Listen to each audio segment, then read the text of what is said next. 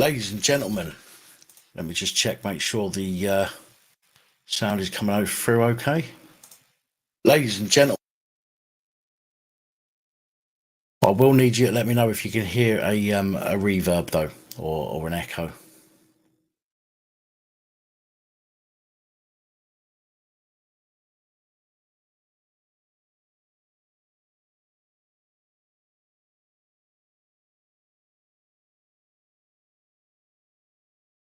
Good. Sweet as. Well, ladies and gentlemen, how you doing? How the hell is it, everybody?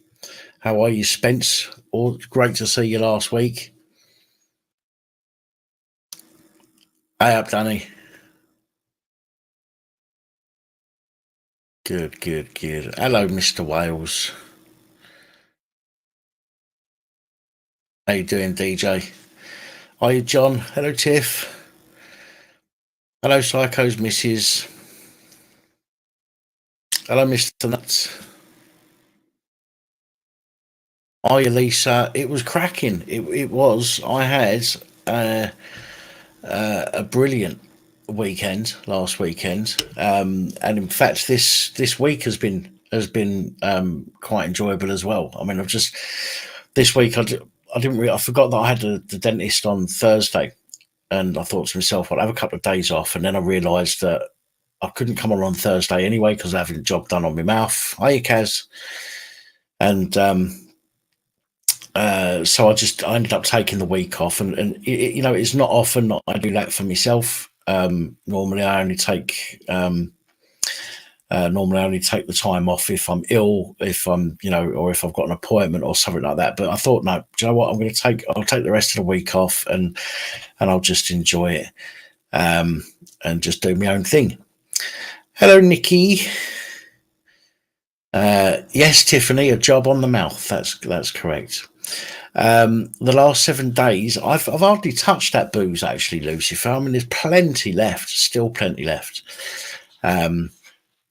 But yeah, I don't drink most of that stuff, so it will probably be there till the next time. To be fair, although I did pour myself a little brandy. But this is it. This is all I'm having tonight, and the reason this is all I'm having is because tonight I'm going to cut this about 12 o'clock. I've had an awful lot of late nights this week, and I need to be back on form for tomorrow, and there's a lot of catching up to do. So, for that reason, I'm going to call this around midnight and end it there.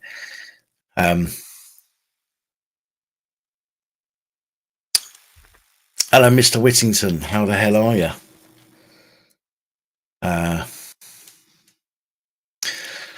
Danny been off because he got COVID. Oh dear. That's no good. I hope you haven't got it bad. But you know what? I want to say, and I know that I know I don't necessarily have to do this, but I'm going to.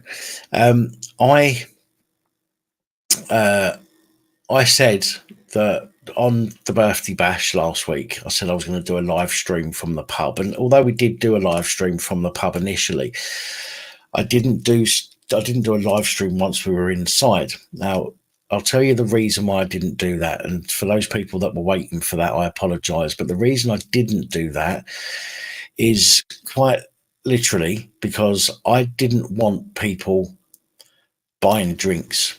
Okay, because there was a few people that had spoken to me previously and said to me, give us your table number, we'll buy you some drinks.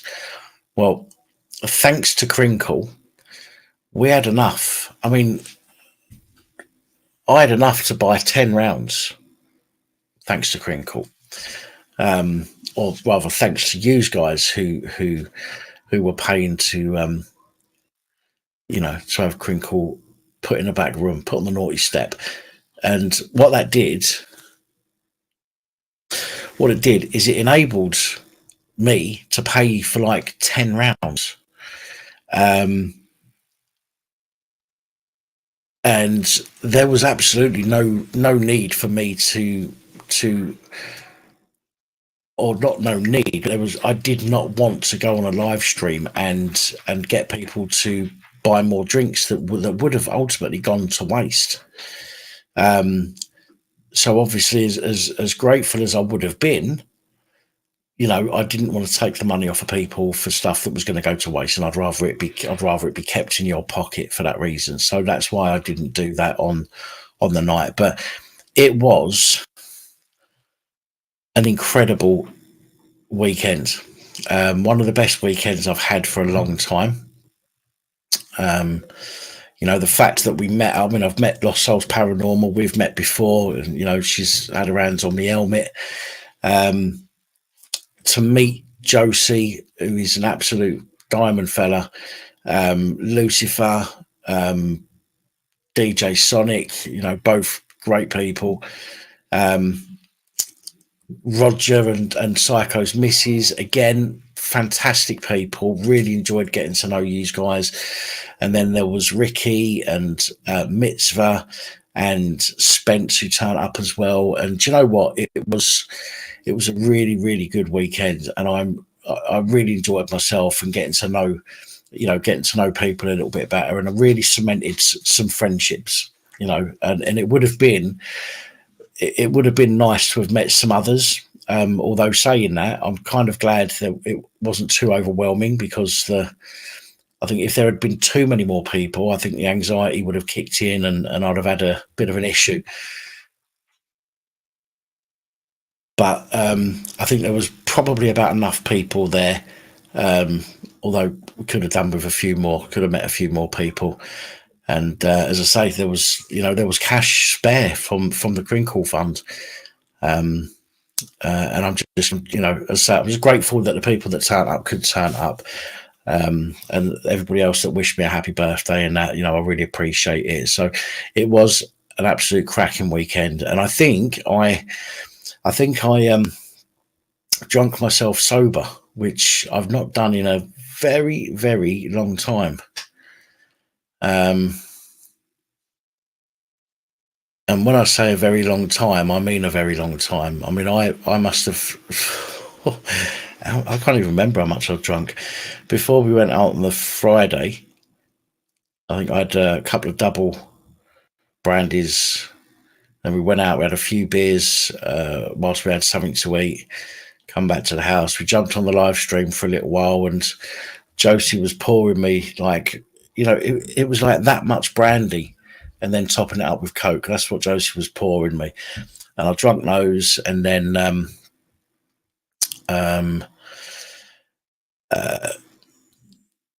think we had a few more drinks after the live stream finished and went to sleep, got up the next day, started drinking about lunchtime. Again, beers, went through about 20 beers here, 20 bottles of beer, plus I had about 10 or 12 while we was out, and I must have had 6 or 8 double brandies whilst I was out as well. And then we got back here, and then we carried on drinking. I had some more brandy, and then I had some Jaeger, which I've never had before, but you know what? It was nice. It was really nice. And I was, if I'd have drunk that much normally, I'd have been, I don't even drink that much when I throw up in my trainer. Do you know what I mean? Or fall asleep on the toilet floor. But yeah, I mean, Josie would be able to tell you how much I've drunk. I was absolutely, or should have been absolutely blottoed, absolutely off my face. But I was pretty well. I think I was pretty well adjusted considering how much I've drunk. Do you not think, Nikki? Do you not think I was well behaved after having so much to drink?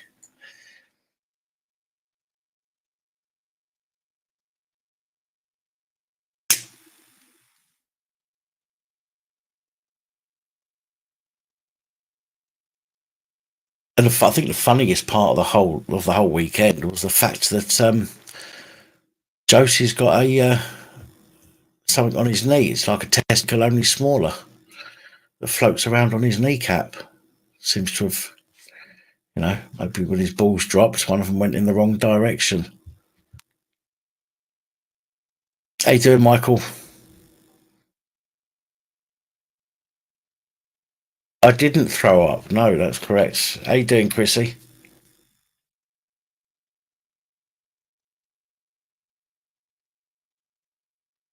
I mean, I've literally drunk enough. I've um, I've drunk enough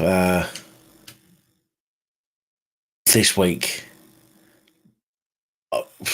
I don't drink that much in a year, so I should have been absolutely wasted, but I done all right. I did all right. Hello, I'm a swinger, but this is a brandy and coke, but that's the only one I'll be having this evening, and I've got a coffee there to drink as well. So um, so there we go. But I can tell you what the people that I met on that night were brilliant. Um, yeah, and I'm glad those who turned up because, as I said, I think I've cemented some friendships there, and I'm really glad for it. But it's your epidicness. Oh dear. Um, if you have brandy coffee, brandy coffee. No, I'm not gonna. I'm just gonna have. I'm having this brandy. I'll have the coffee, and then if I want another, I'll have another coffee. I did say yeah. So if anybody wants to see some of the footage from the night out, Lucifer had his body worn camera on the whole time, and he has uploaded it to his channel. So I'll ask if there's somebody can chuck a link to Lucifer's channel in the comments there. Um, and then if you want anybody wants to see some of the footage from hey up Ricky, so if anybody wants to see some of the footage from the night that Lucifer took on his body cam, you'll be able to go and watch that. Um, Panel or phone in later. I will open the phone lines for a little while, and then I'll open a panel for a little while because why not? Um, but I will um, but I will be out of here around 12ish tonight, as I need to have some sleep. Ricky, you're more than welcome, mate. Thank you for turning up.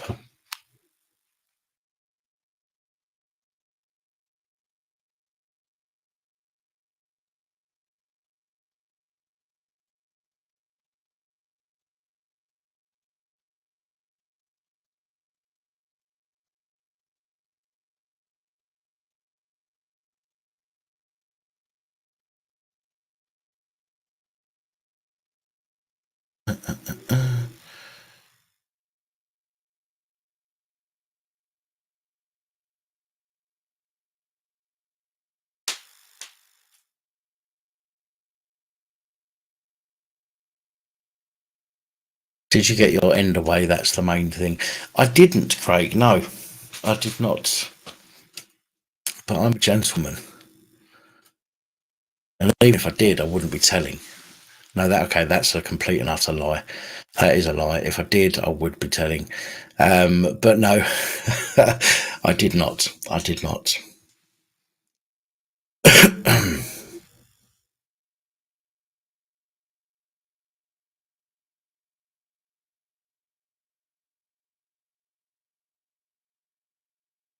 Lost Souls Paranormal, you behave yourself, young lady.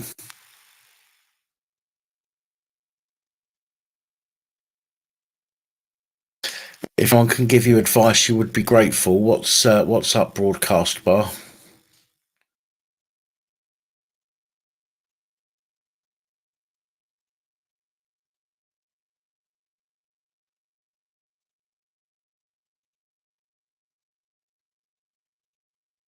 See you later, Mr. Nut.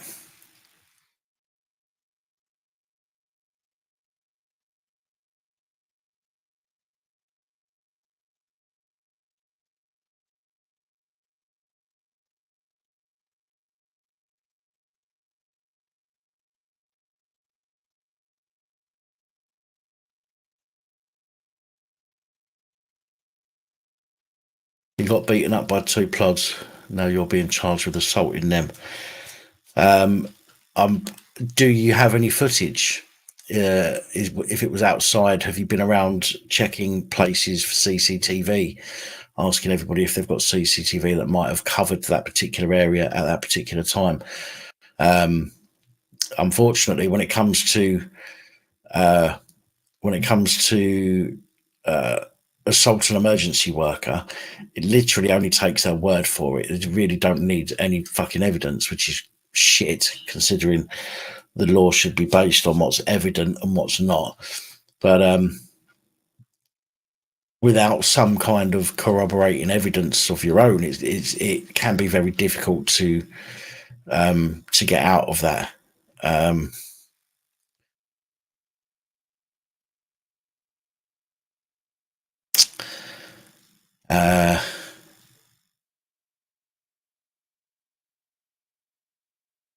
Yeah, so this is why I always say, you must film the police. Every interaction, no matter whether they turn up and they're being nice and polite and all the rest of it. You have to. You still have to. You still have to film these interactions. It's the only safety net that we have. Cheers, Danny.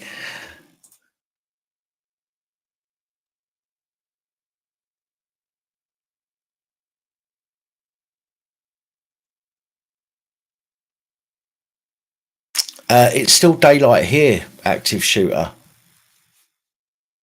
It's just that where I'm sitting, the light comes through from behind me and then puts a glare on the camera, which is why I leave which is why I always leave the curtains closed. Yeah, it's a learning curve. It's a learning curve broadcast.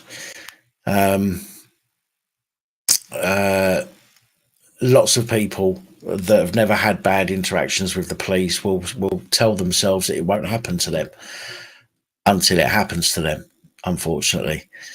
So we've got to we've got to get in that mindset of continually protecting ourselves through recordings, and it's the only way that we can do it. Unfortunately, I'm pretty sure that the police cameras, if they had their body cams on, I'm pretty sure they're going to rely on those. But the problem is when they're in close quarters, when you're close enough to somebody to assault them. Smudge, there he is.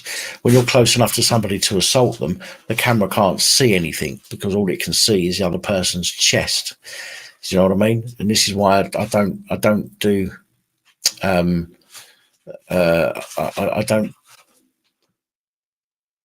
I'm not that keen entirely on the idea of police and their body cams, because it doesn't really help us. At least it helps them and only them.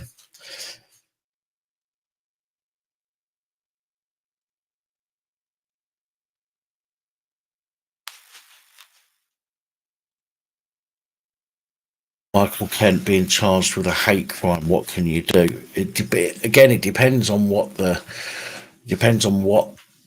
police are using to charge you with a hate crime. With hate crime, with the hate element of a crime, one thing to remember is that it depends. Smudge, that's enough. It depends. It sort of relies on how the victim perceives what has happened. For example, you could say to somebody, "Have a gay day." My dad used to say it to me. You go, "Have a gay day," and he means have a happy day. But even if you're saying it in that manner to somebody and they are gay, they could turn around and say that you said it because they're gay, and therefore it becomes a hate crime. And again, it only depends on their feelings, on how they perceive the situation, which is a hell of an issue, which is an issue that we need to get dealt with at some point.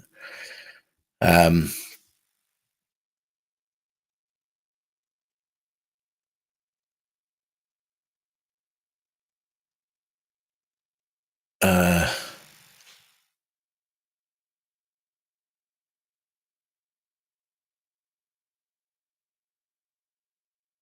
Mickey Jackson, you're touched. Wasn't me. I kept my hands to myself, Nicky.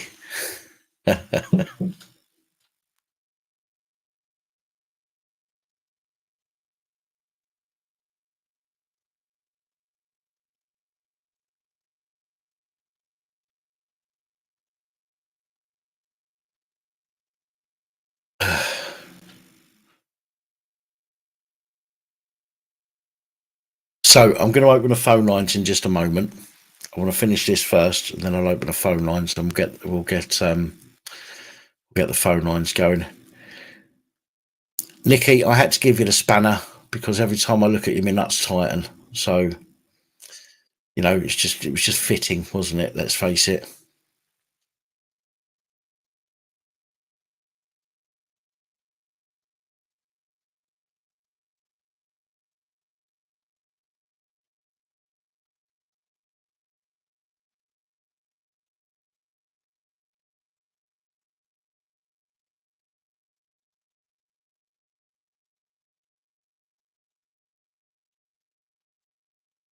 You got a nice pussy that's very furry, Swinger. Do you does it take a lot of care, to keep it soft, and does it molt a lot, or is it pretty good, in not molting?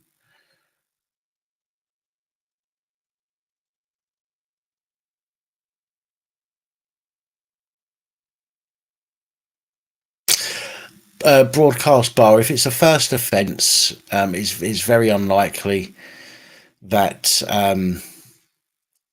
that anyone would get prison time for what the police class as an assault emergency worker, unless it's on video that shows you stamping on their face or whatever. It's unlikely. It's not unheard of, but it's unlikely. Um, uh, but yeah, it's unlikely on a first offence that anything will happen unless it was what they class as a serious assault.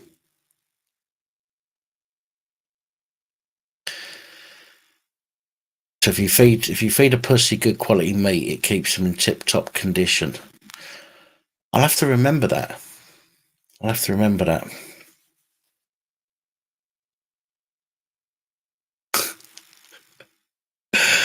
Oh dear. Well, no, that's what I mean. Broadcast again. It's their word against yours. Obviously, their word is going to be taken over yours because we are mere members of the public. We're not police, and therefore we lie as far as everyone's fucking concerned. But providing if there's no actual evidence that you assaulted them apart from their words, and it's a first alleged offence, then it's highly unlikely, in my opinion, that they would do anything with regards to sentencing you and putting you in prison. Excuse me. Although, as I say, it's not unheard of, but it is unlikely. Hibby Alex, you're absolutely right. Standard practice for the police are throwing an assault charge, same as BOP. In fact, I've got a video tomorrow that where I briefly talk about how the police use the Public Order Act as a way of adding additional charges that don't exist. I spoke to Alan a few days after the incident, Danny, and he seemed okay. I mean, I don't know if he's watching tonight, but he seemed okay. He said that the police did kneel on his back, even though two of them grabbed him, put him on the floor, kneeled on his back, and arrested him. But I believe that it was no charges were brought against him, and he did mention something about having to go on a awareness course. But I've not spoken to him for a few days.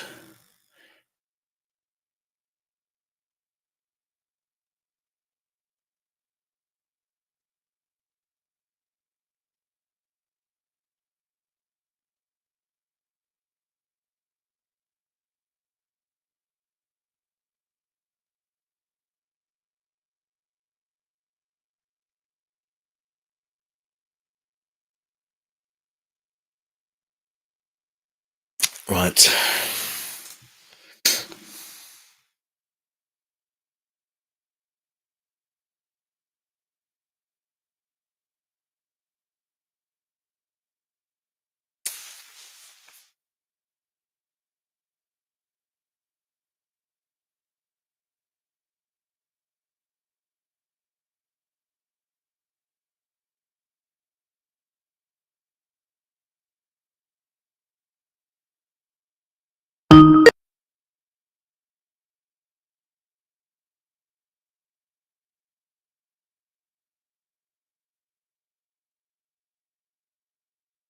Right, so let's get the lines open in case anybody wants to come on and chat. I don't know if this is going to work or not, so I'll have to, whoever comes on first, I'll have to ask the watchers, the viewers, if they can hear everything properly. But it should work. So 0151 528 9590. Or if you are already on Skype, just type in Dan Pap and you'll find my logo. Which I will pop up on the screen now, actually. There. So you'll find a logo that looks like that, although it's not spinning. That will be me. Click on it, click call, and it will come through to me. It won't cost you a penny in that respect. So if you want to chat, feel free. Give me a shout. 01515289598.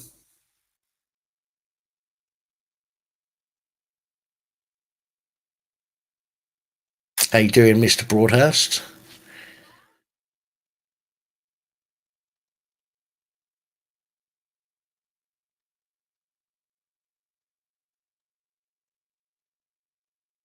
Just looking through the comments while people are talking. First call. Hello. Hello, Dan. How you doing? Hello, Bob. You all right? Not bad. Not bad. Good stuff. Let me just confirm everyone can hear you first of all. Let us know if you can hear Michael talking.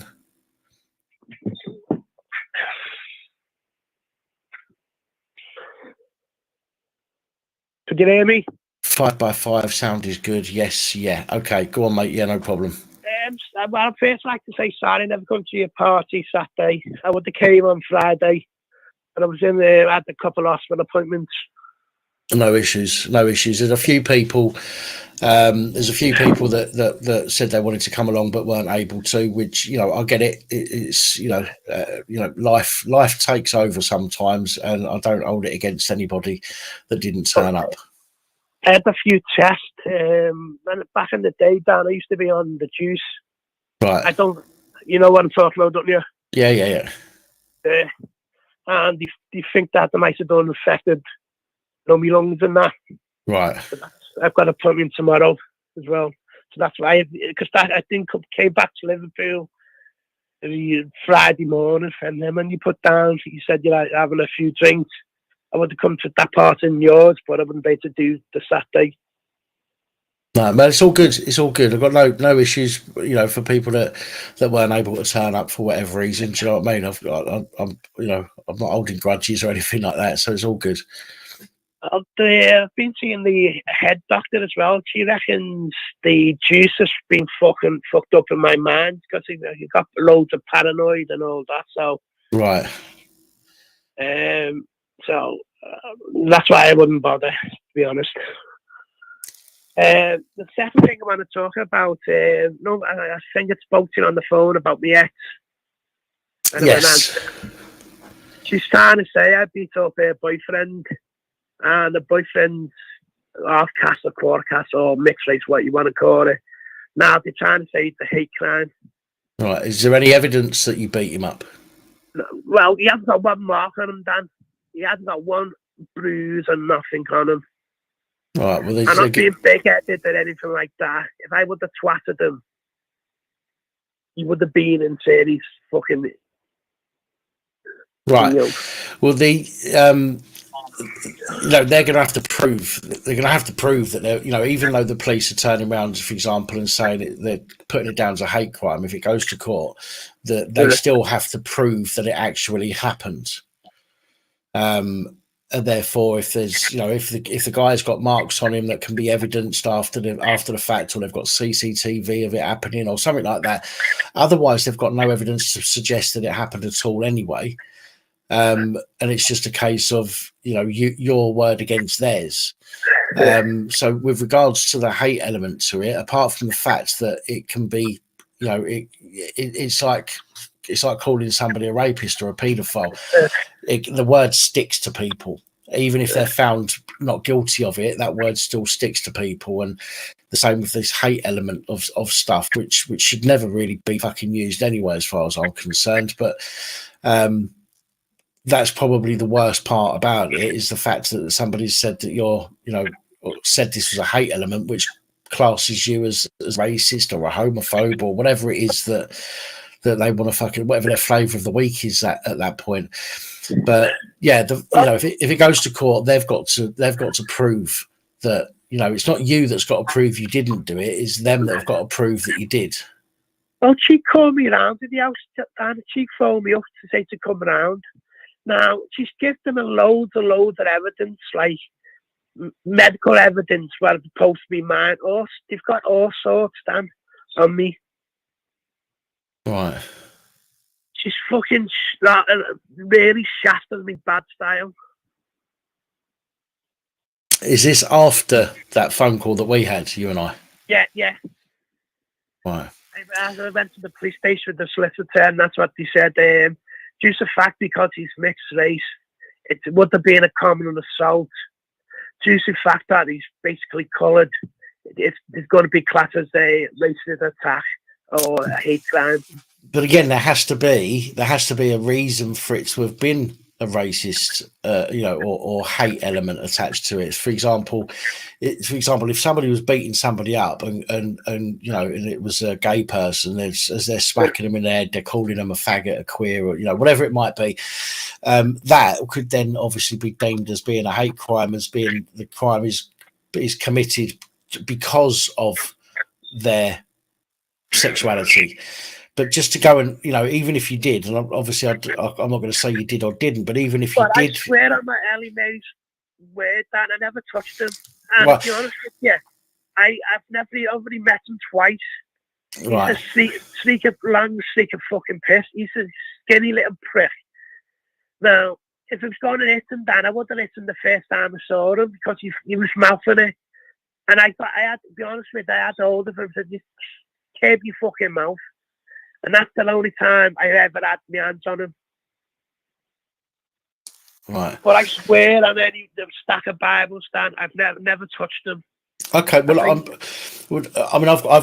got no reason to believe you're lying to me, but again, for the sake of being impartial, I've got to say, even if somebody went and beat up their ex's new partner, there is absolutely nothing. You think about it in general terms, right? People, lots of people have fallouts with their partner's exes, or with their partner's new partner, or their ex-partner's new partner, and it's never been a case of being a hate related in the past. It's generally just because that person's probably being a dick and rubbing it in your face, that they're now with your missus, or giving it all the big one.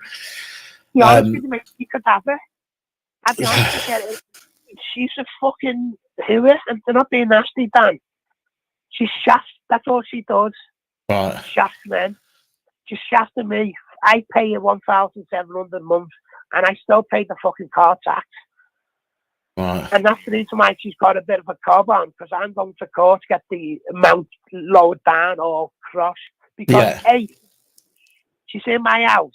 She's driving that prick's driving my car anyway. I'm still paying for it to sit on a fucking ass on a daily basis, and I'm not even getting a fucking hand job off it. That's the point, Dan. Yeah.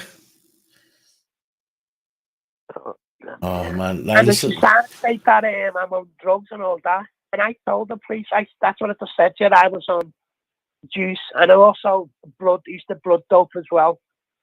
Back in the day, you know what blood doping is? Right. No, I don't. But what you do is you take a pint or 2 pints of your blood, take it out, let your body, it produces it, and then you put the blood back in. It's like steroids. It's a natural form of steroids. I was on steroids since I was 15 to 20 something. Then I was a steroid abuser. I've been on clown. I've been on drugs. She knew that when she met me. Right. And now she's saying I'm on this. And I said to the police, well, I'll have a drug test right now.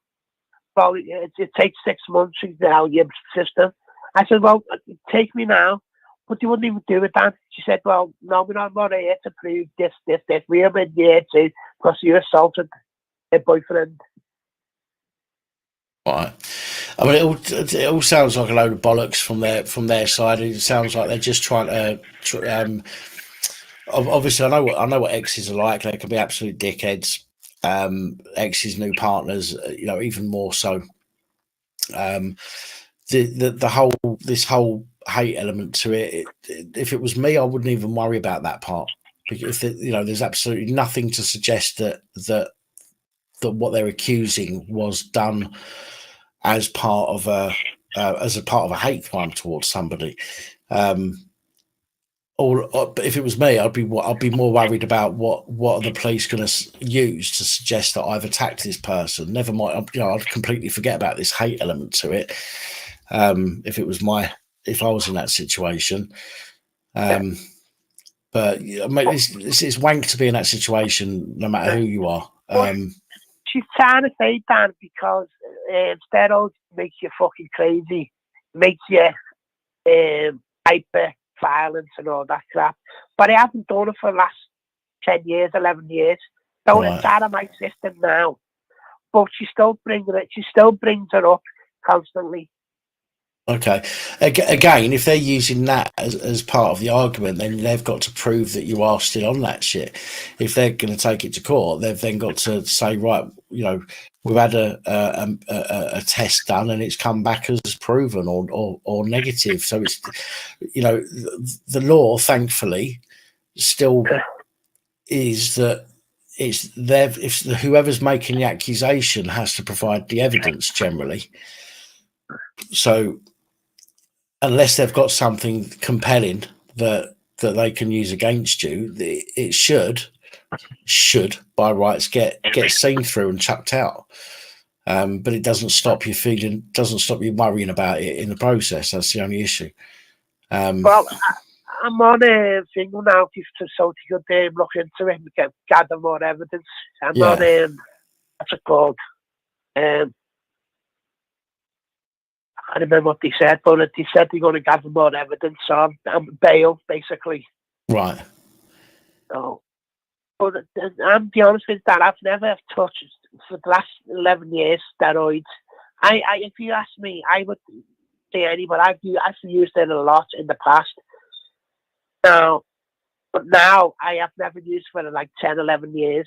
So it's got to be out of my system by now, wouldn't you think? Yeah. Brian PC's asking whose name is the car in. I mean, we've discussed this already, but he's asking whose name is the car in, and also he's saying do an evidential steroid test from your doctor. So you could go to a doctor and ask a doctor for a test. The car's in my name. I paid the tax. I paid the insurance. And I've got to go to the hospital tomorrow, so I might ask them to do a steroid test. No. Even if you've got to pay for it, do you know what I mean? I don't know if you would, but if you've got, to cover your arse, it would be worth paying for something like that if they're not going to do it themselves and they're going to rely on that as part of their defence. That's what I'm saying to you, Dan. I said her on the phone. She does this all the time. And when she wants something, the police are involved. If she wants more money, she sort of blackmails me because she knows where all my skeletons are hiding, basically. So if she wants something, she phones the police. Oh. And the reason I phone the police now because I'm taking her back to court. Yeah, it's a wanky situation to be in. There's some people out there can be utter fuckwits. Instead of just instead of just getting over stuff, especially exes, and especially when there's kids involved. Instead of just getting on with their life, and you know, if you don't like somebody, you don't like them. You don't have to be a dick to them. Just don't talk to them. So she's living in a house, and that's got it's paid off. The house is paid off, so she's got a house that's paid off. The cars, it was the BMW 5 Series, so she's got a good car, and she still fucking wants more. Now I can't give her more than because I've got to live myself. Yeah, and every time it's just another bill. Oh, this. Now that's what I'm saying to you, Dan. She's a fucking nasty fucker. The only reason I married her, Dan, because she was pregnant. Yeah. If I knew Ellie Mae passed away, I wouldn't fucking married her. Because she's a one evil bitch. I know she's a woman. I'm not going to get fucking bothered from women here. But she's one evil son of a bitch. She's fucking nasty. Listen, some women are, mate, and you know what I mean. I won't knock you for saying that she's a bitch. If she's a bitch, she's a bitch, and I think everybody. I think even the women that are in the chat at the moment know that women can be utter bitches.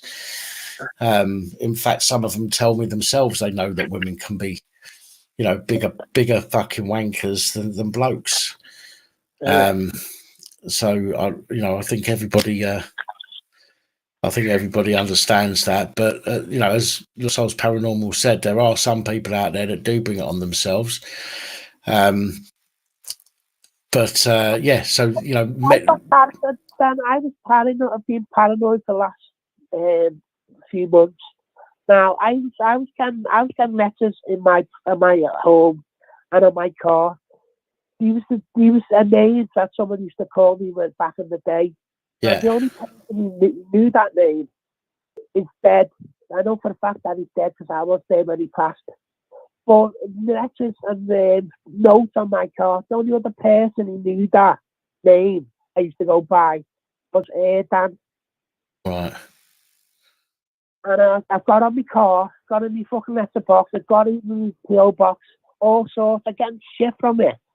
And I'm taking out people who's friendly to me. And my head's fucked up anyway.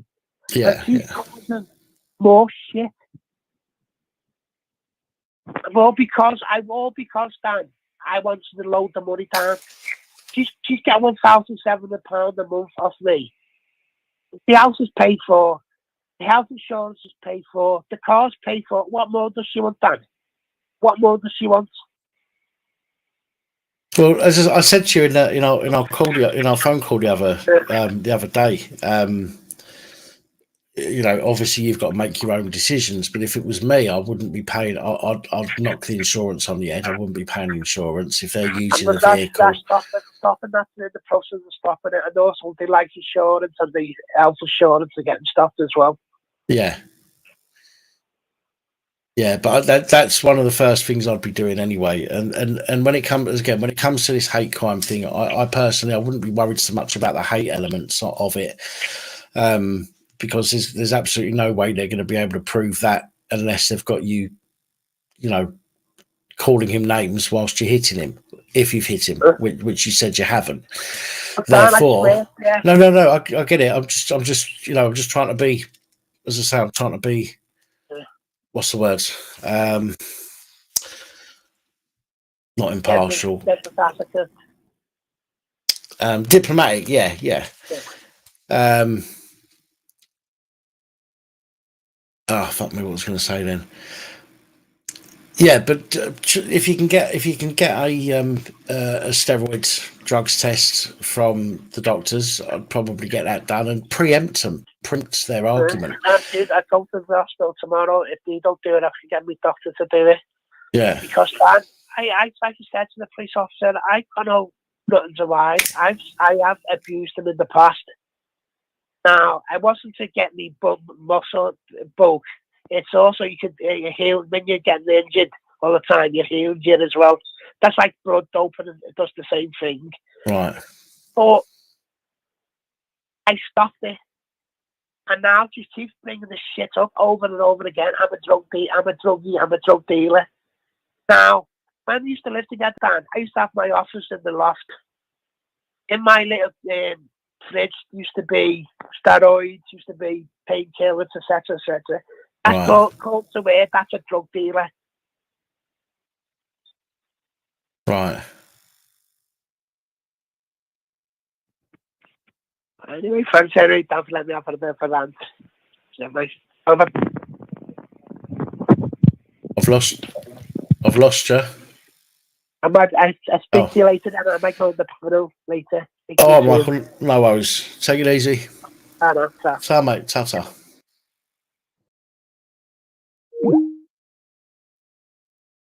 Well, women can be arseholes. Some women. Molly, Tiffany, Nikki, don't gang up on me. Hello, good evening and welcome. Hello. Oh, hello. Hello.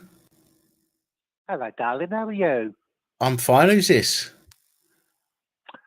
This is Farquhar Bracegirdle. Farquhar? Lovely to speak.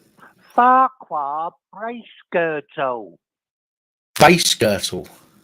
Brace. Oh, right. Brace you have in your teeth. Yes, I do. Have Sorry. you got teeth? Give us a smile. I do have teeth.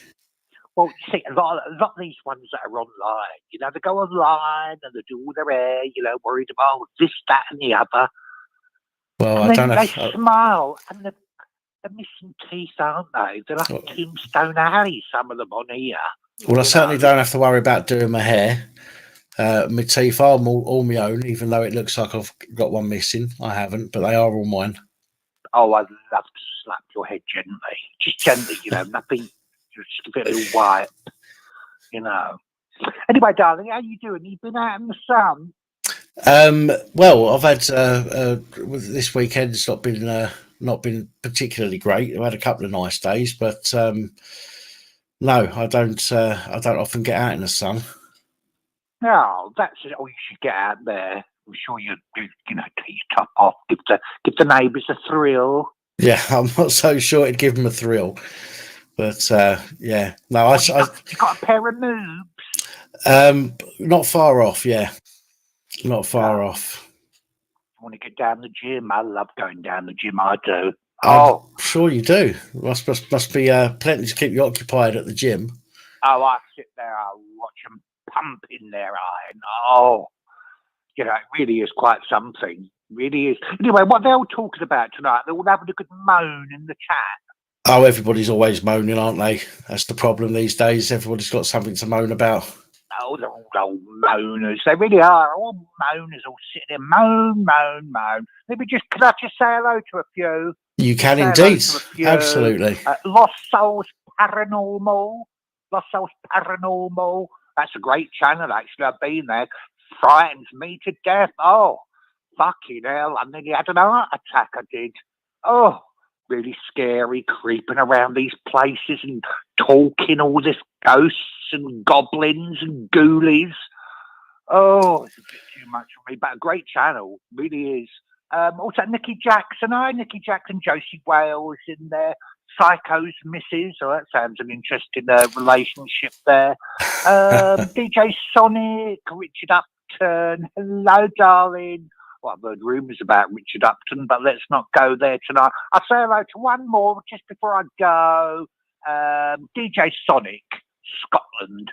Let's say hello to you, all the way up there in Scotland. Oh, yes, where all the haggis, they roam free up on the mountains and the highlands there, don't they? Oh, they do.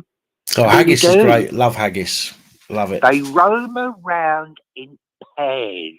This is the thing. You've got to watch them, especially at night. They've got this thing about crawling up kilts. Well, we all have, really, haven't we? I've exhausted myself. I'm talking too much. Anyway, don't forget, ladies and gents, click the bloody like button. You're not allowed to leave until you click the like button, okay? Read all the messages, all on the strap thingies. You can talk crap. You can even call our lovely man all the names you like, as long as they're nice. You can whistle blow, but you can call. Call this number now. Call 0151 528 9590. You can even talk to our dear Dan on Skype. I didn't even know Skype was still a thing, actually. I thought that long gone. So all this zooming, everyone's zooming. Zooming who? Zooming them? Zooming him? Skype, I'll have to get myself a Skype then. I thought that had gone years ago. Anyway, I'm going to go because I'm babbling on and wasting all your time. That's Hello, fine. lovely chat. I wish you all a lovely week that's ahead. I don't know what the weather's going to be like, but I'm sure it's going to be lovely. You can all get out there and, with your tops off. I urge all men to take your tops off and walk around Tesco's, walk around, say, get your nipples out, that sort of thing. Nice and erect nipples. That's what we like to see in the summer, don't we, girls? Oh, yes, we do. Anyway, bye-bye. Love you, Dan. Love you, everyone. Bye-bye. Thank you. Bye.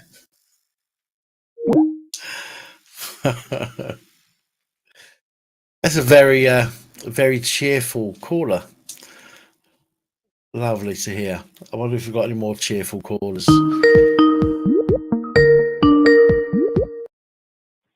Hello, good evening and welcome. Hello, John. It's me, Steve. Hello, Steve. How you doing? Not too bad. Good stuff. Can you turn your volume down in the background for us, Steve? Yeah, I'll just turn it down. Hang on. Tell mate. Not too bad. Can you turn your volume down in the background? Yeah, I'll just turn it down. Hang on. Tell mate.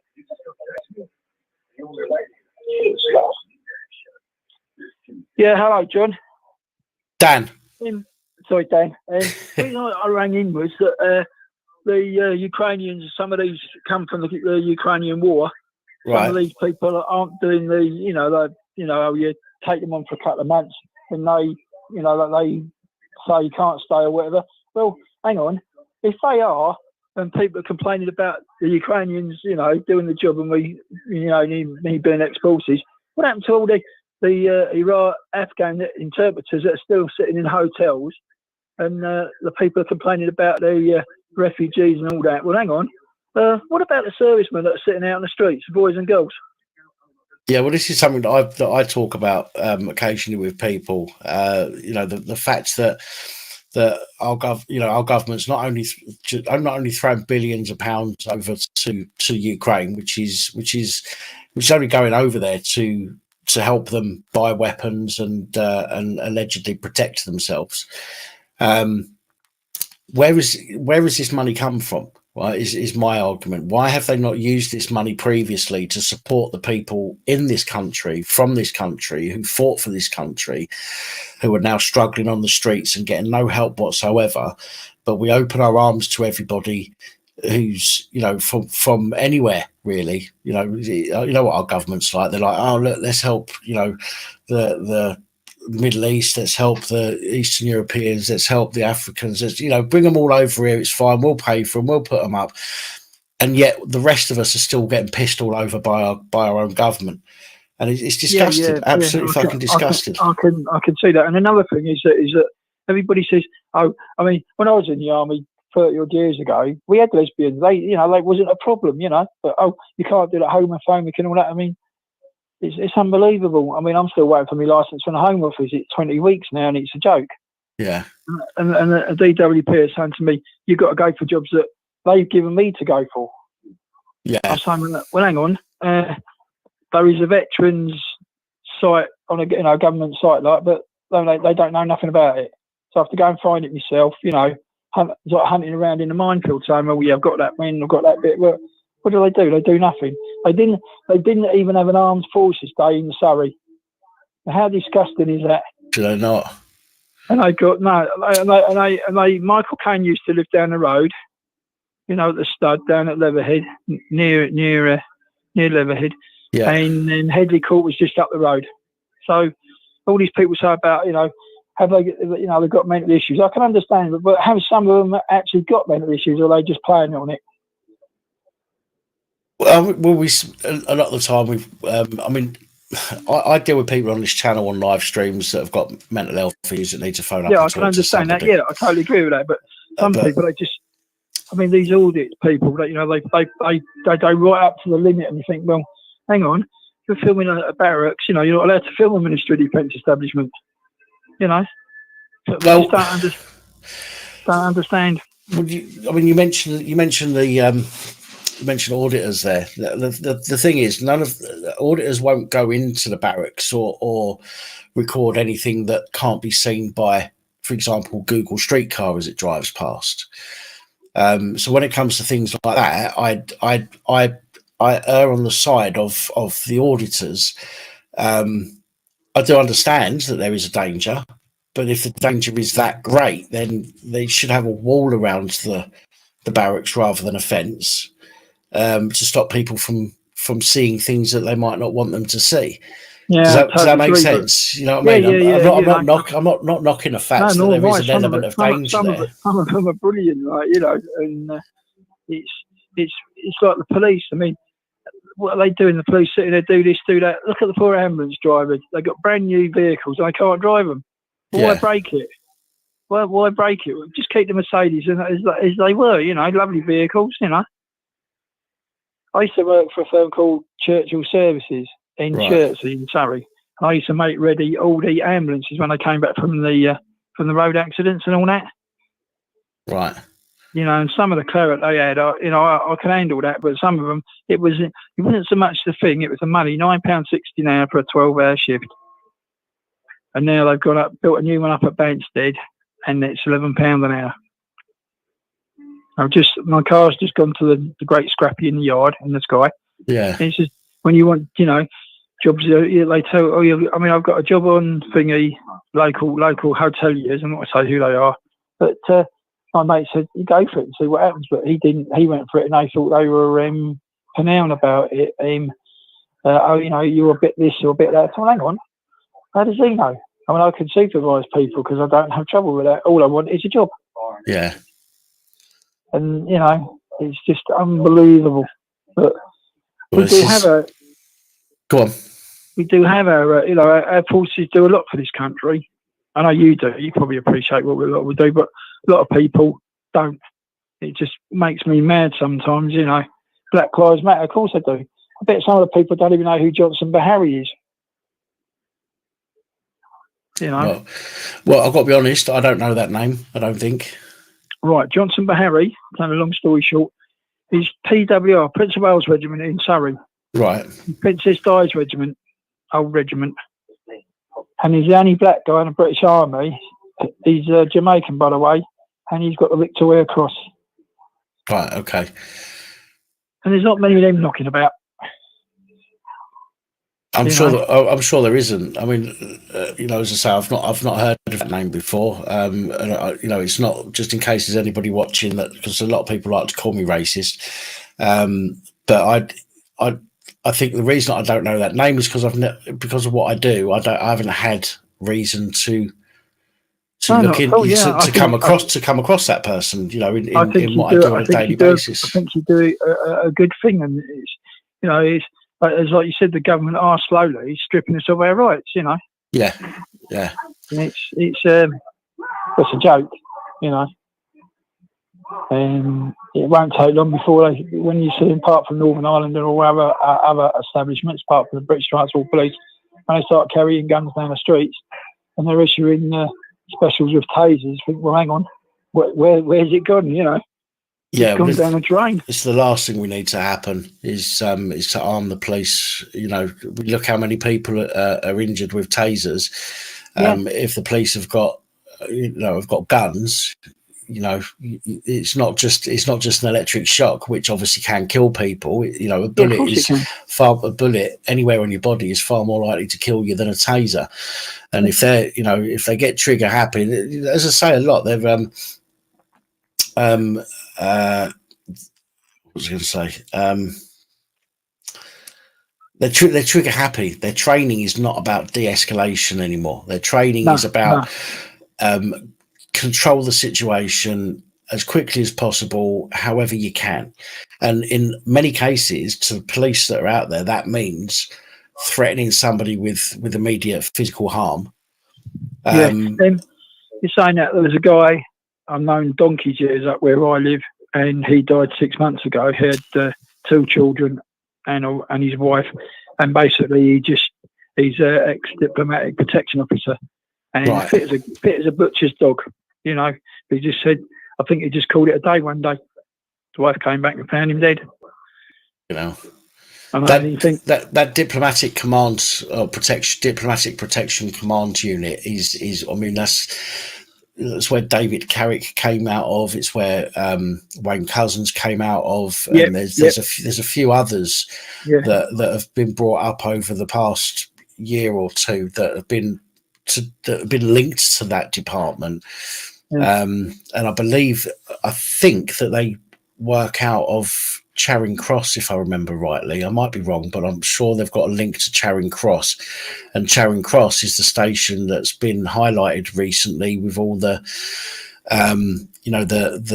all of the discriminatory messages that have been sent between police and the misogyny and all that kind of stuff, women sexual assaulting women and all that kind of stuff. It all seems to come from that sort of station and the diplomatic protection unit, which completely needs an overhaul on its own, never mind with the whole police forces up and down the country. The diplomatic protection command is the thing that needs to be dealt with as a matter of urgency, as far as I'm concerned. I think personally the whole of police of the UK wants a complete sort out, full stop. Yeah. Be it a sergeant PC or whatever. There was a PC in Croydon. He got done for you said it a couple of weeks back. I'm not going to say what it was, and it's quite funny, but it's just unbelievable. There's a PCO. She was going home at Isha, and she got beat up. So where do you go? If you're a PCSO, we were always told in our lot, you never go to work in uniform. Yeah. You go to work in civvies, even if it's a scruffy pair of jeans, T-shirt, whatever. But when you get there, you go and do the bits, you put it to bed, and you just go and do what you do. But, it's so silly now that people actually do it, and, electric scooters and all that. I mean, my mate lives opposite me. He does truck and drive. I'm not going to mention his name, but he knows more about trucks than anybody alive, because that's what he does in Top Gear and all that. I mean, the guy lives down a certain road in Leatherhead. He's 81 years old. It cost him £1,000 a year just to go and drive a truck. Really? And my mate works at Elmbridge Council, had a heat stroke, and the manager said, he might be an epileptic. So the paramedics, put that down. Went there.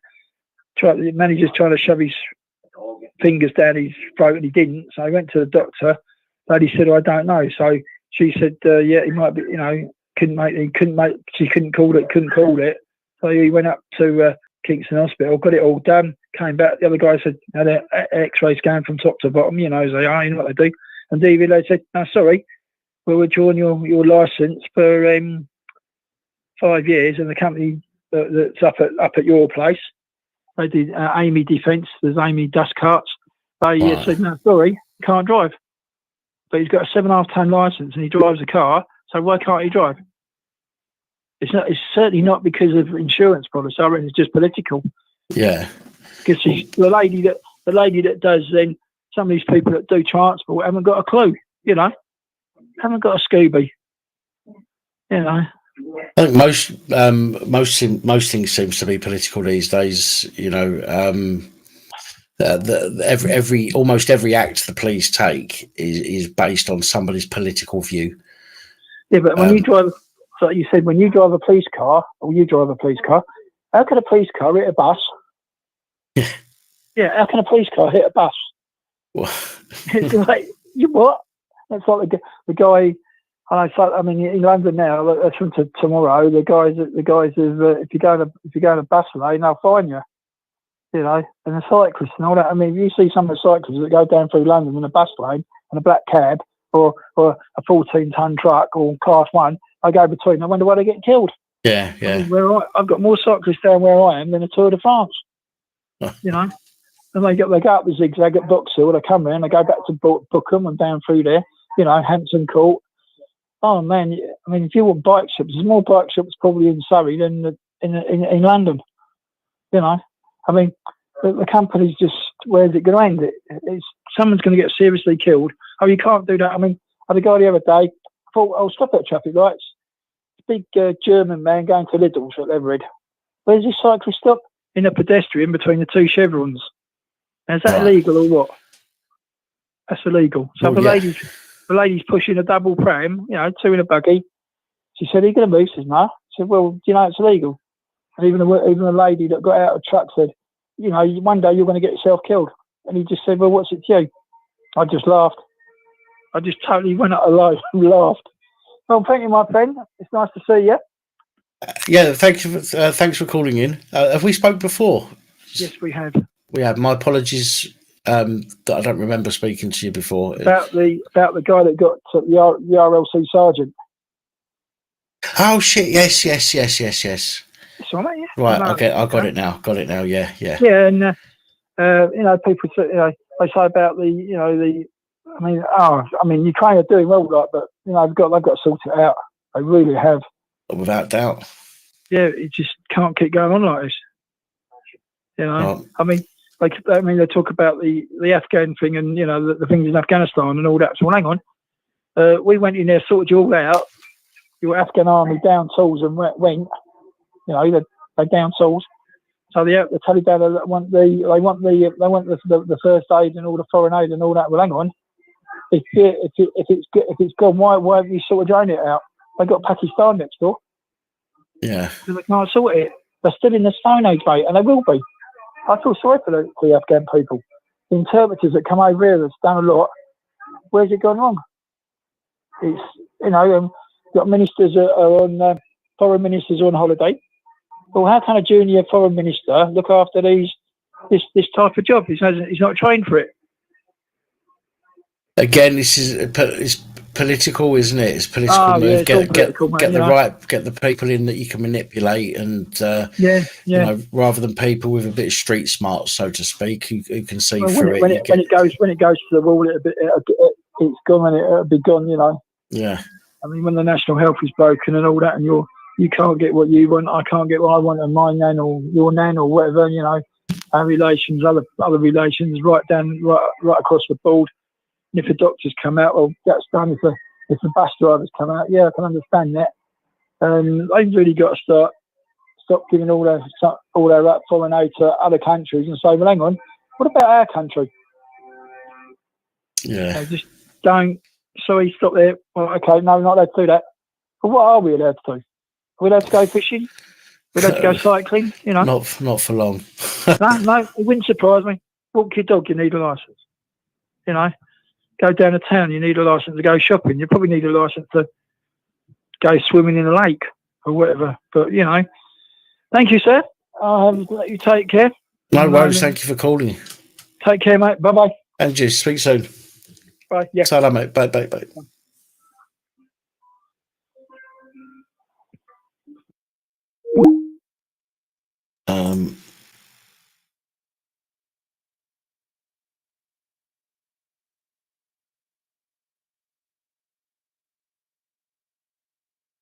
Right. Just for a moment, lines are off just for a moment. They'll be back on in just a few minutes. I need to go and have a piddle. So,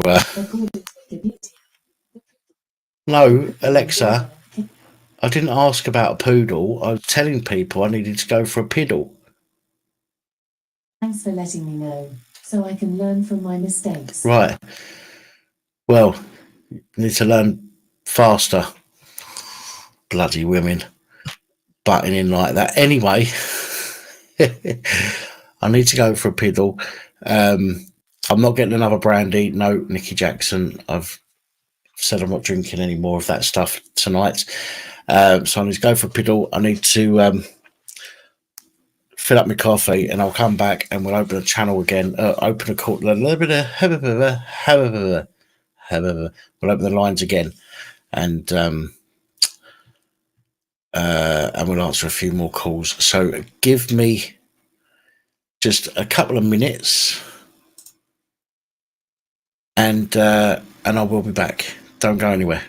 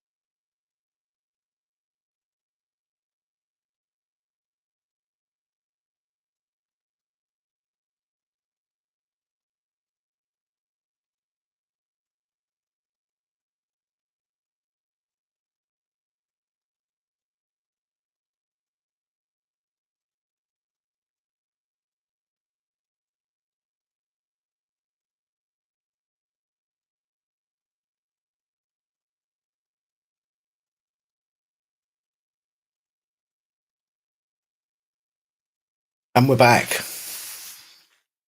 So there we go. Lines back open. If anyone wants to call, 01515289590. I'm not having a dump, no. But if you want to give us a shout, if you want to talk about anything you like, you can share a story, you can whistleblow, you can talk crap, you can call me names. I really don't mind this. The phone-ins that we do on here are for anything and everything. Even if you just want to talk to somebody because you've been lonely all day, or life's getting a bit tough and you need to get some stuff off your chest, by all means, give us a ring on this number. We certainly don't mind what you want to talk about.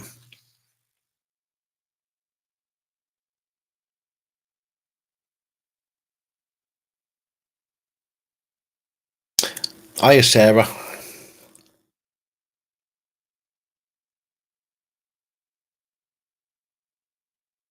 Oh, that's warm.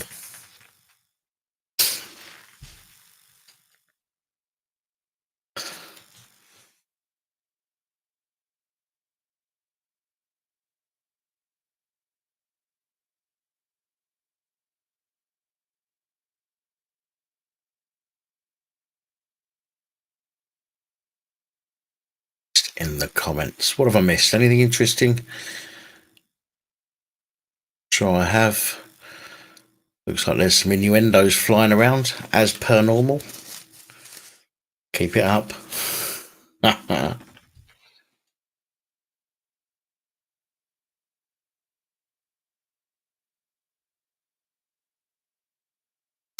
know, Roger. I know.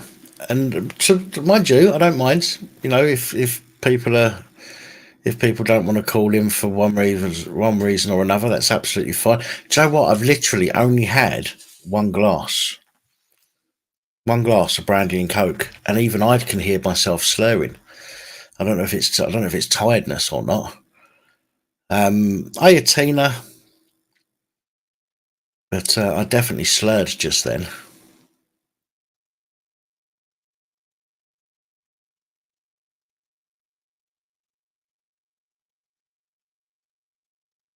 Smudge was here a moment ago,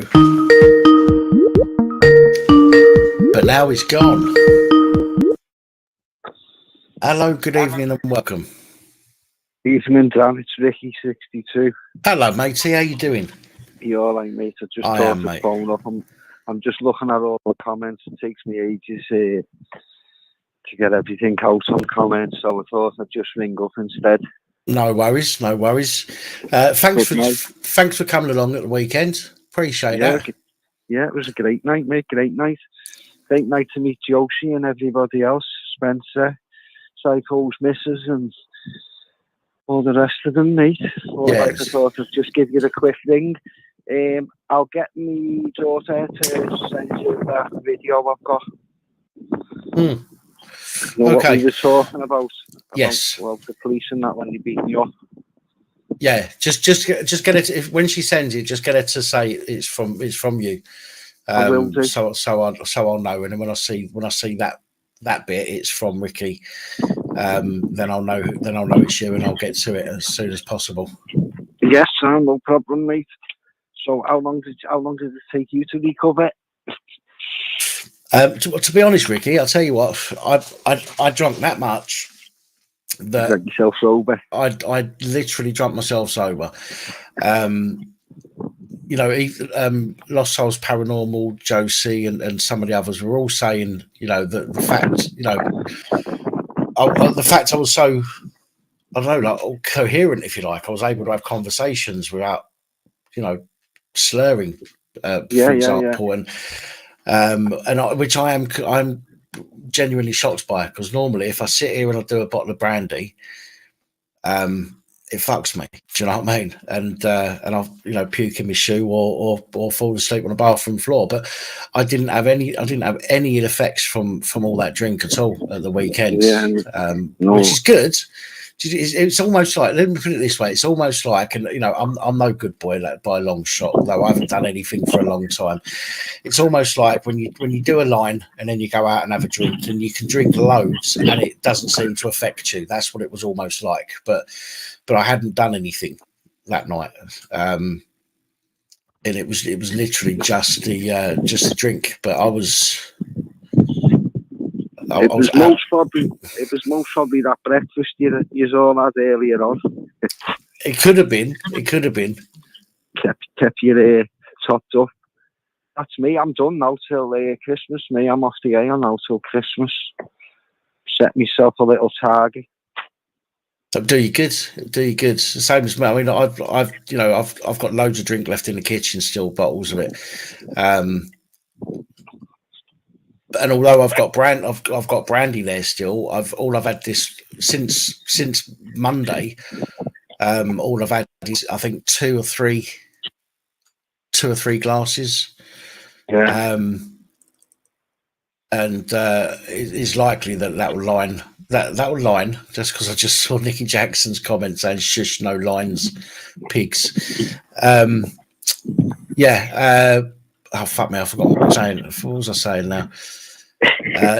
Yeah, it will last me. All that alcohol will last me. I've still got 20 odd Kronenberg in the fridge, and loads of WKDs, which will be there forever, literally forever, until people come round. I was going to say that Josie, he can drink, can't he? Josie doesn't. Josie weren't drinking.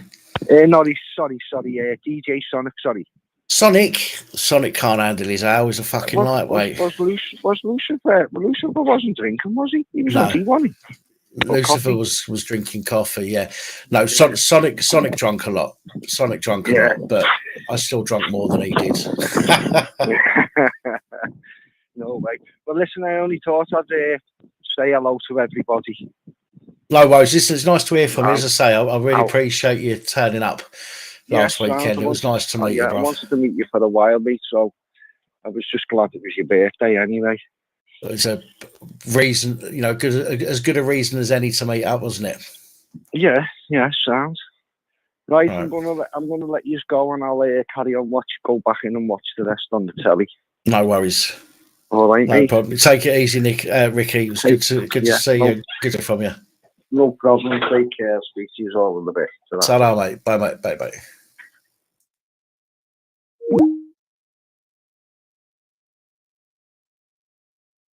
Yeah, that was Ricky. That was one of the guys that turned up last weekend for a drink with us.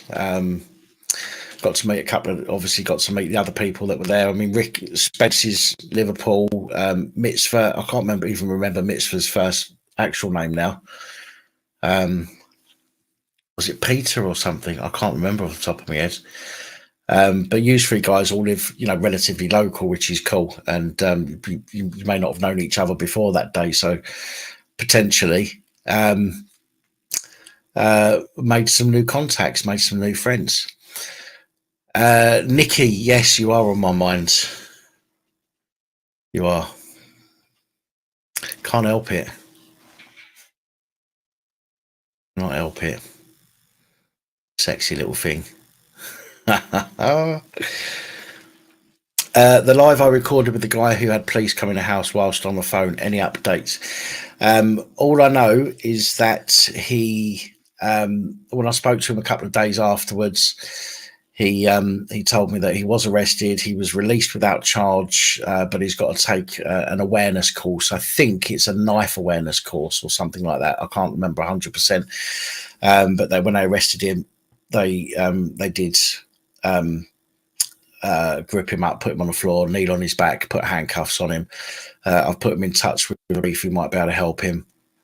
But since then, I've not heard anything back from him. So I'm hoping that it's going his way and he's getting the help that he needs.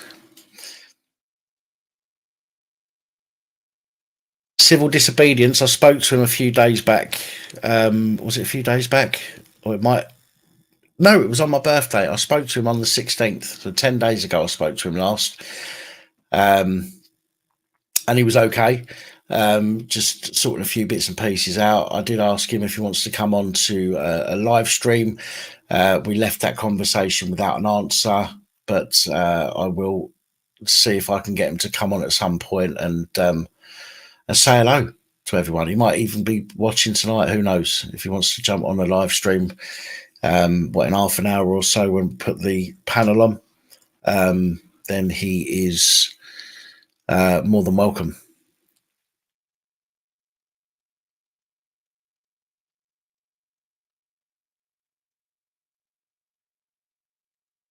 Have I got carpet sorted yet? I haven't, Lucifer. No, not yet. I haven't got carpet sorted. I need to get something done because the bedroom floor is apparently a bit cold. Isn't it, Nikki? Sorry.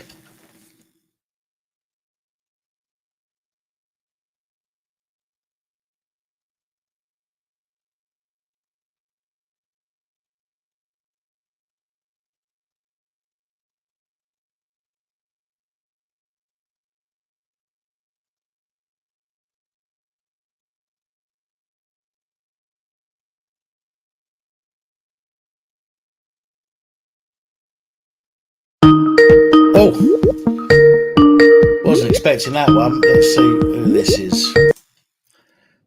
Hello, good evening and welcome. Hello. Hello. Hello. 5, 4. Hello. 3.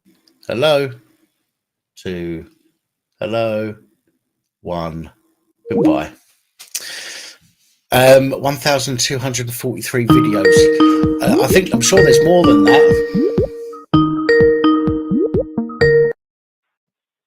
Hello, good evening and welcome. Hello, good evening. Hello. Can you hear me okay? I can hear you now, yeah. Yeah, you couldn't hear me previously. I'm sorry about that. I think it's my phone. I have no idea what's going on with this ding-along, but... No worries. How are you? I'm good. How are you? Good. I'm okay, thank you. No need to introduce you just because people already know it's you from your voice. Do you know what? I'm really sorry about my prehistory. I'm a bit... I'm more than sorry, you know. But it precedes myself. What can I do? You know? No worries. Yeah, anyway. What have you been up to, Zara? Anything interesting? No, I wanted to say, I've seen a few interesting videos, you know, on American audit. Right. Which I think you'd be right into. I'll send them to you, but I've no way of knowing how to. Well, under the video, you've got a share button. If you're on the phone, just underneath the video, you've got a share button. If you click on that, you've got an opportunity to copy the link or to send it directly via email or what other methods. Best thing to do is to send it by email. So click the share button, click on the email, and it will automatically propagate your email with the link.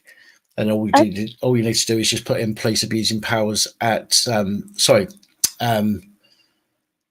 police abusing powers at gmail.com, and it will come through to me. Yeah, nothing. I'm actually at the minute I'm unable to access. I've just switched phones, and you know when you log into your old email, it's not letting me access it. So it's been a ball ache at the minute, and I'm like, that's my business. So. Okay, well, if you've got a laptop or a PC, you can do the same thing. Just copy the like online. It doesn't matter. I'll just make another one, temporarily. And right. That's it. Well, either way, you'll know it's me, won't you? Well, just put Zara. There's only one Zara that I know from anywhere, to be honest. So look, listen, I'm privileged. I'm privileged that you remember who I am as well. I know I was a drunken arsehole last time. My God, I was so embarrassed. Oh my God! Imagine trying to listen back to yourself the next day, and you've been a drunken wanker, and gone all over the internet going, nah. To be honest, Sarah, I don't remember. Nor do I. Golly gosh, Kate, it was embarrassing. Let's put it down to, moving on.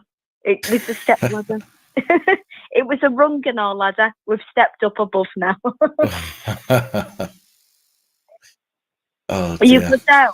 You seem good, and the stuff that you've been talking about, I'm proper intrigued by. You had a story up the other week, and I was like swollen by it for the whole week because I was in hospital. I've not been fed.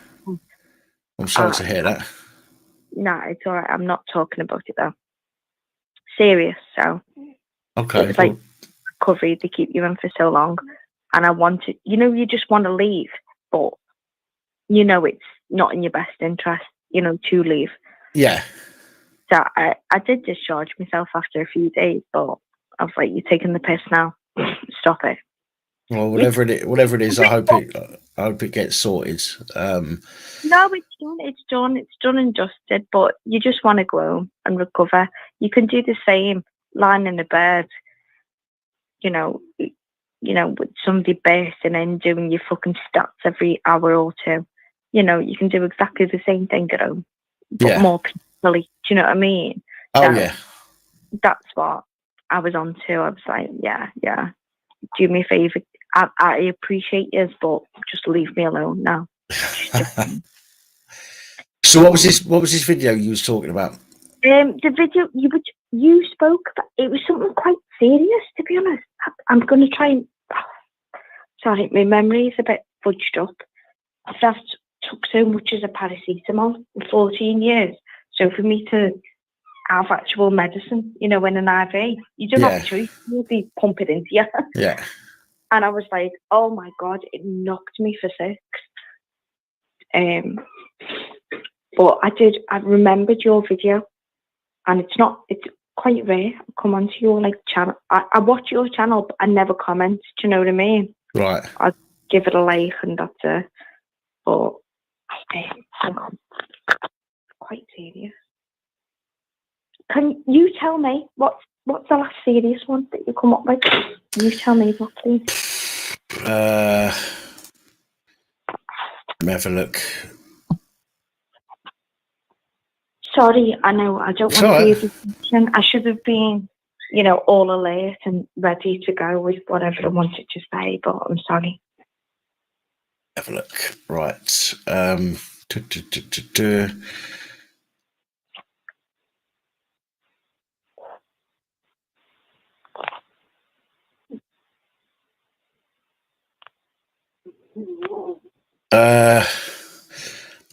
Well, we had PC Dudzinski from West Yorkshire Police. He was found with child abuse images on his phone. We've got Sheku Bayu inquiry, Scottish Police. It was the one, I think it was caught with 300, 400 odd images, previous history of paedophilic, photographs on his phone. Was that him? I've got a North Yorkshire PC who had 8,707 indecent images. Yeah, I think that was him. And it just riled me. And I'm sat, and they put me in my own room, and I screamed, "What the fudge cake?" I don't know why I do it, because I swear anyway. But it was like, what the fudge cake is going on here?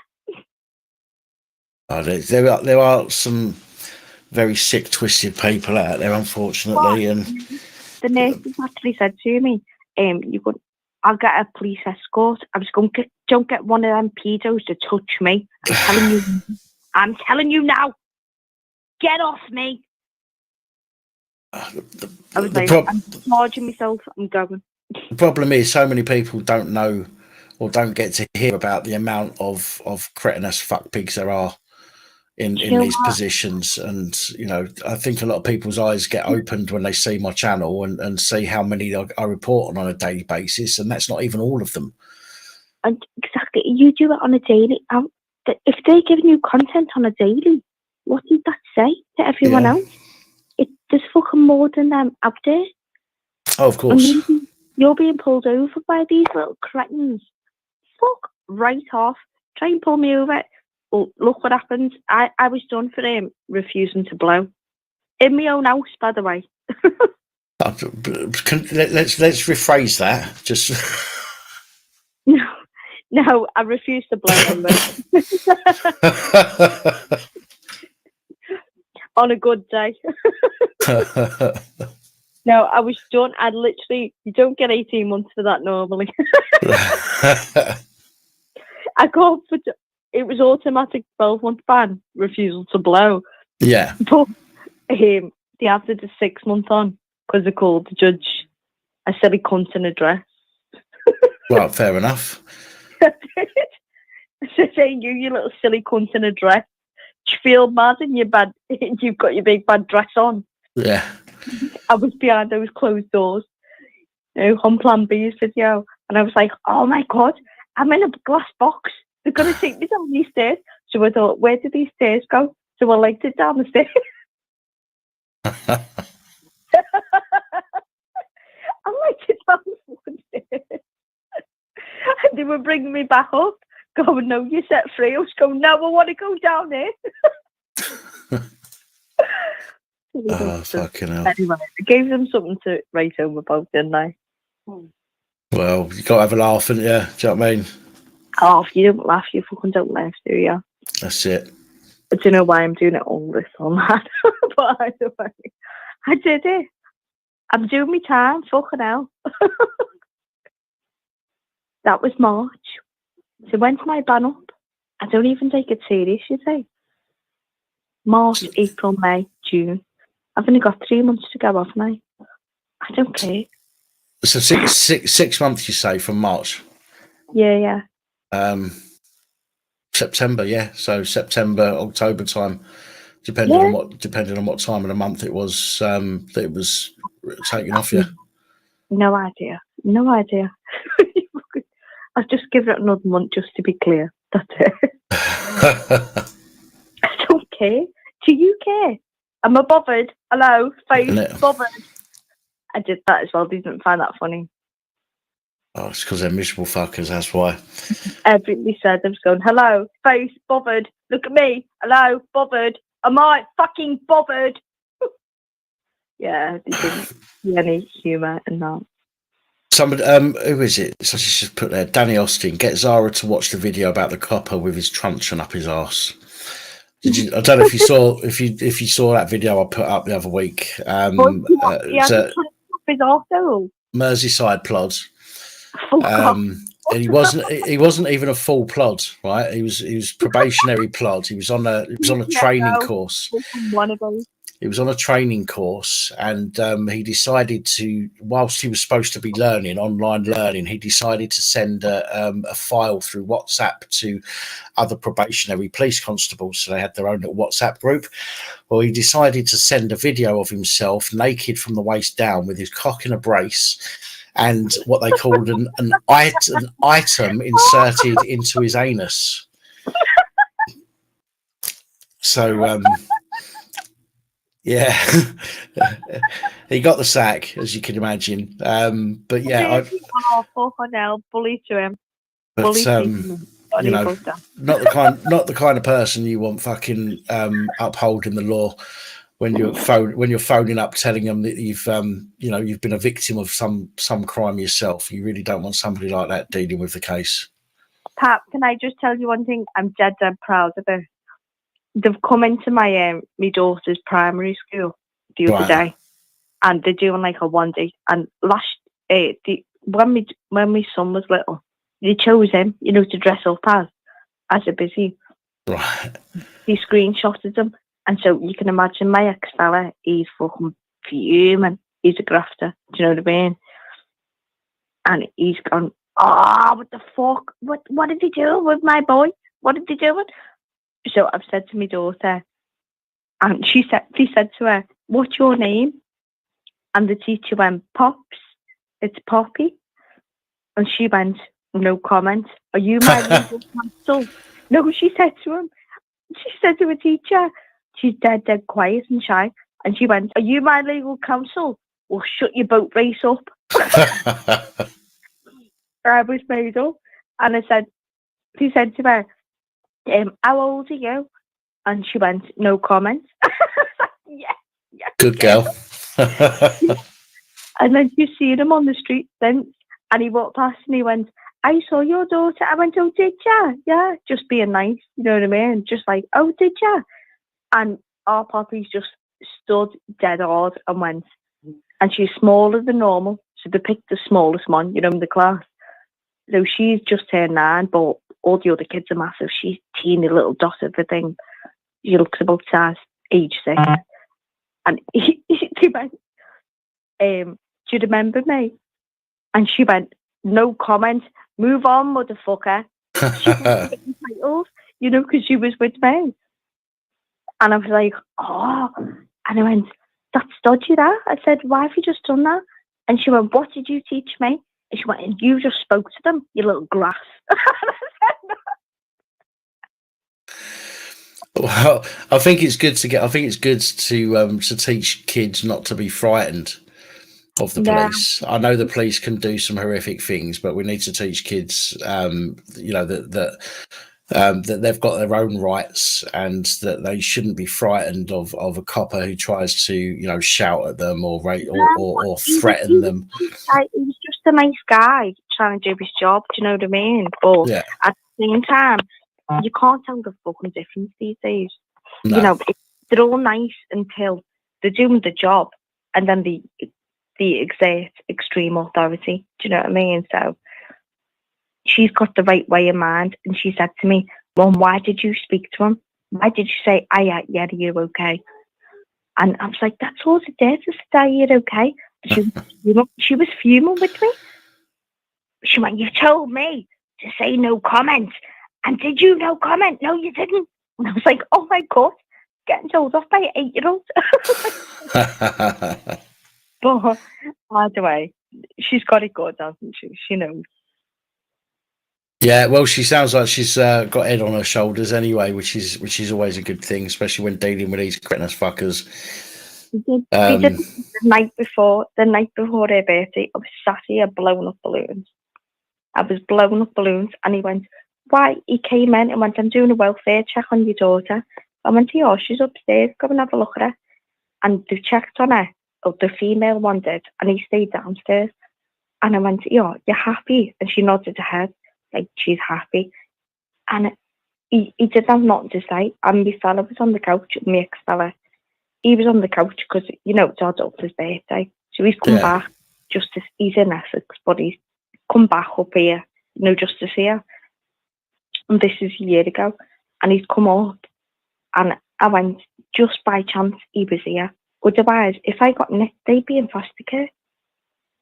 You know, and it was an illegal thing. He tried to shove the thing in my mouth. He went, blow on that.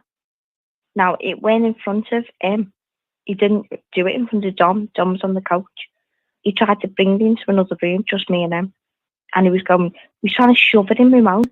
And I went, nah, I'm not blowing on fuck all. It's like, fuck you. I'm not doing it. And he went, okay, Dan. He went, if you blow... I went, yeah, I've been drinking. You're looking for the wrong car. It's not my car. You just felt the bonnet. It's cold. Yeah. It's not big.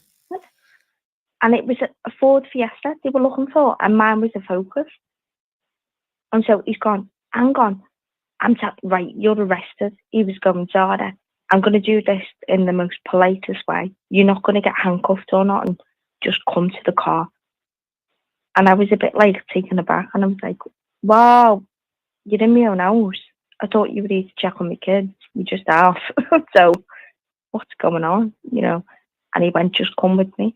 And I come with him, and I was in the back of the car, and he said all that shit, you know, whatever you say, blah, blah, blah. Yeah. And I was going, Zara, stop talking, please. I'm just saying it on your behalf. And I said, but you can tell them, can't you?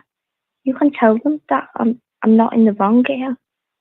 And he went, you're going to get done. That's what he said, his words to me. You're going to get done either way. What force was this? Was this Merseyside? No. Yeah, I was took to Copy Lane, you know, Liverpool. Right. I was took to Copy because that's the custody suite, isn't it? Yeah. I was took there, but I was like, wow, what is going on? But the night before my daughter's birthday, and I was more worried about my daughter's birthday, the next day. And I was like, I need to be there. So I'm buzzing on the little buzzer. I was like, you put me in a toilet without no lid. I was like, what's going on here? I didn't know that's what a cell looks like. So I was giving them shit. But I was like, mate, get me out, please. And then I said, listen, my leg's gone dead. They didn't know at the time I've been diagnosed with cancer. Right. I'm not going to throw that about. Do you know what I mean? I was just like, just get me out. It was a short while afterwards. So. Oh, even if you'd have told them that, they wouldn't have given a shit anyway. Yeah, the nurse she didn't give a fudge cake. I'll be honest, she really didn't give a flame fudge cake. She didn't care. She told me there's a pulse in the back of your leg, if you cough. And if you walk around, it stimulates the blood. And I said, no, one of my legs has gone dead. Why would one go and not the other? I said, it's a trigger. There's something wrong with my left-hand side. And that's where, like the tumour was in my pancreas. And I was like, something's wrong. Either way, she wouldn't even see me. She went, you're not getting out of this room. You do know that, don't you? That's what she said to me. You're not getting out of this. I said, I'm not trying to get out of this room. I'm trying to tell you that there's actually something medically wrong with me. And perhaps you're a nurse. Perhaps you can help me. Well, again, the thing with these nurses in police cells, they're less nurses and more screwed. No, what's the word I'm thinking of? They're medical professionals, but I wouldn't class them as medical professionals. No, they're not. They're just paid to do nothing. They're like care assistants. That's the best way for me to explain it. They're more like care assistants, right? When I was nicked in London, and I told them about the about my medication I'm supposed to take, and I told the medical examiner the same thing. Told her, look, I can go without my stroke meds. I can go without that for days, even weeks, but I need my morning medication. And what did they give me? They gave me the stroke medication and not my morning medication. And I personally believe that was done on purpose to cause me anxiety and stress. I believe it. They're just silly billies, and they actually get off. You get a little high from being what they say is, bigger than you. And yeah, of course. It's very daft. It's extremely daft. I just don't see it. But nobody can call them out on it, because who are they? Like, doing a Nicky off Big Brother. Who is she? Who is she? Who is she? I'd love a fucking full-on meltdown, in there. But who are you getting at? Yeah. Norton, she was telling me to be quiet, and I was like, my leg's dead. And it started from there. And then I found out I had cancer, and it was from the top of my leg, that was trapping a nerve. But I think so anyway, but either way, they could have picked up on it, really, there, if they wanted to. It was a silly little charge, not blow. All it was, they took me in, right? And then they went, come to this room, after so many hours. And I was like, I request a book or whatever. And I was like, right, okay. So I'm sitting reading a book, and they're going to me, am I drunk if I'm reading a fucking book? The monks, you big gang 'em. So I'm sitting there reading the book, and they said, come in and blow on this. And I thought, nah, I have been drinking, but I didn't drive my car. But they're not listening to me. They're going charge it regardless. So I thought, nah. So I just froze. I don't know what, something in me. They say fight or flight, don't they? No, you don't do that. You just freeze. It's nah, fuck you all. And they were going, blow on this now. And I thought, nah, you can't fucking ram it down my throat now you're on camera. Fuck you. Try anything, wouldn't they? Yeah, they tried, and I was like, no, I'm just not moving. I just froze. And then in court, it's automatic 12 months. Then I got 6 months for giving them a shit. So I'll do that all day. Listen, Zara, I'm gonna have to call it there on the call because I need to set up me. Yeah, I'm sorry. Yeah, I'm sorry to bother you. I'm sorry. You've got other people who are listening. No, I'm just saying. Obviously, I'm going to be on to about 12, so I'll take the first couple of hours doing calls and then the second couple of hours doing panels. So I know there's a couple of people that. I've just spoke through a few comments and one just says, "Is it just Scousers that talk this much?" No, it's just me. Sorry, I'm a knobhead. Sorry. Go on. I'll joke off. No worries. Anyway, I'm sorry about last time. I don't remember it anyway, so don't worry about it. It's not a problem. I hope are you doing well, Darwin, yourself? You feeling well? Oh yeah, I'm not doing too bad. Too bad. So good. As long as you're doing well.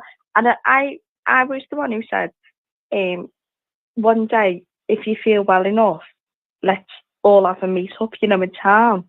And then apparently you did it, didn't you? And it was when I was going into Aussie, and I was like, "Oh no, I'd love to be there." Well, I had a meet up with a few people last weekend for my birthday. Oh really? But yeah, I'm sure there'll be more in the future. Did it go well? Yeah, it went well. Yeah, thank you. Oh, that's great. No, well, happy birthday, belated birthday. No worries. Thank you very much. No, but next time, I promise I'll be well and I'll be there. No worries. I'll just be the one in the corner that doesn't do an eyebrows. No, honestly, I'll be the glamorous one in the corner. I promise you. You. I'll be back on my feet again. All right, no worries. Well, I'm sure you're going to hear. Well, you're going to hear from some of the people that were there shortly, anyway, who are going to be on the panel. So, I'd love to. I'd really love to hear about it. That sounds great, and I'm really gutted I missed out because you put it up, and it said like one date, and I just found out that news. I was devastated, obviously, and I was like, I can't go to town. How can you go to town now in this news? And I thought, it's still in my head. I was like, yeah, you can. Just go. All right. No. Anyway, it sounds amazing. I'm made up that you did it. That's great. All right, Zara. Listen, I'll speak to you soon anyway. All right, in a bit, kid. All right, look after yourself. Bye.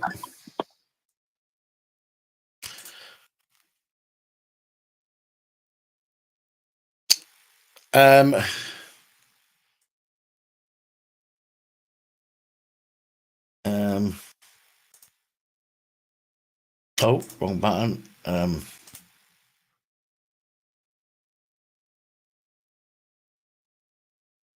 Right.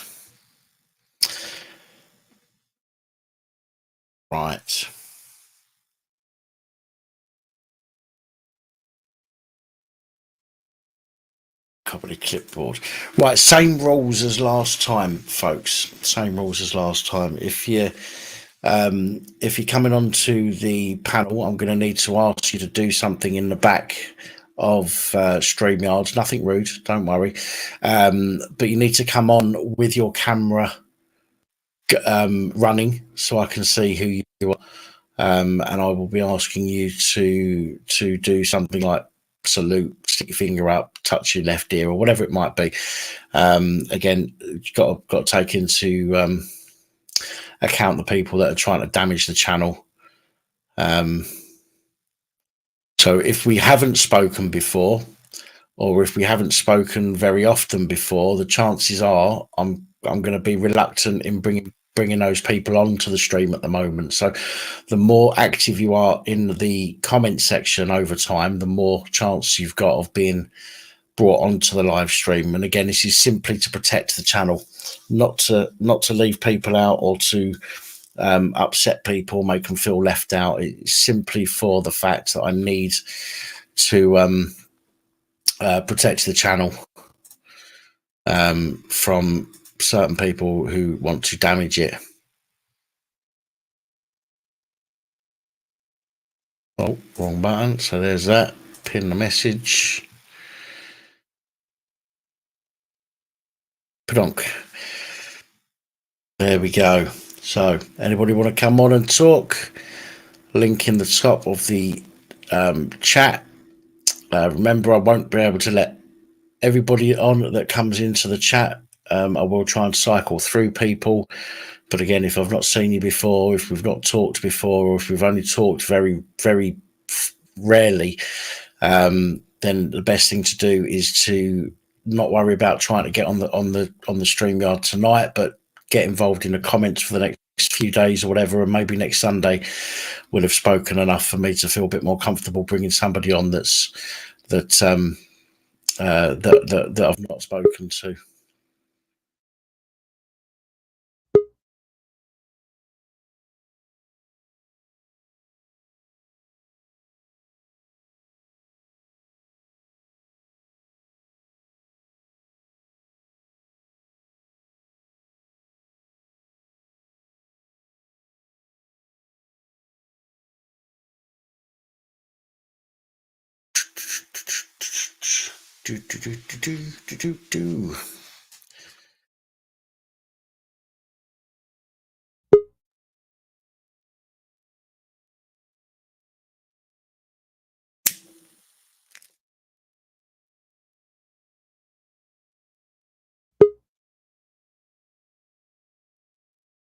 Okay, right. If your camera's off, can you please put your camera on for a second until I ask you to, I'll ask you to do something before I let you on to the live stream. Otherwise, again, for protection of the live stream, we know that people go around impersonating other people's accounts in order to try and get on live stream. So I need obviously to be cautious, even if it's a name that I recognise. I need to be cautious. Tina, give us a left-handed wave, love. There's one. Hello, Tina, sweetheart. Evening, darling. I'm okay, thank you. God bless the UK. Give us a thumbs up. And that's a 2 thumbs up. That'll do. I do. Mr. Whittington, give yourself a pat on the head. What are you doing at handstand? Very good. Lucifer, give us the birdie. Right, okay, that'll do. Okay. I got the wife part there. Look. Hello. Mong Power. I can't see. I don't know the name. I don't know your name. I've not seen your name in the comments before. Therefore, without being a twat, it's unlikely that I'm going to be able to let you come onto the stream because of the fact I have to obviously be careful who comes on to save the integrity of the channel. DJ Sonic, I don't know. Give us point upwards and then do the wanker sign because Lucifer's right above you in the back office. Right, that'll do. Yeah, at least I know that's you.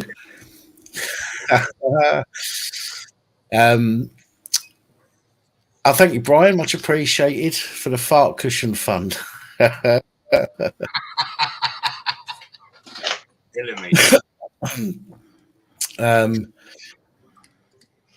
Bearded veteran, no problem.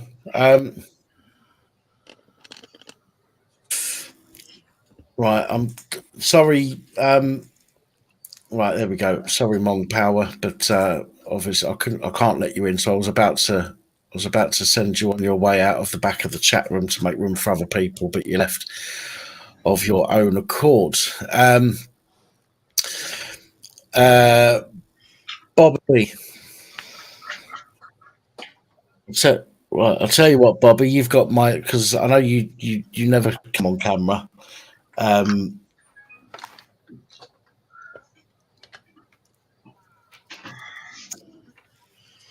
So why is it when everybody comes on, they start having a bloody fag? You got me at it now.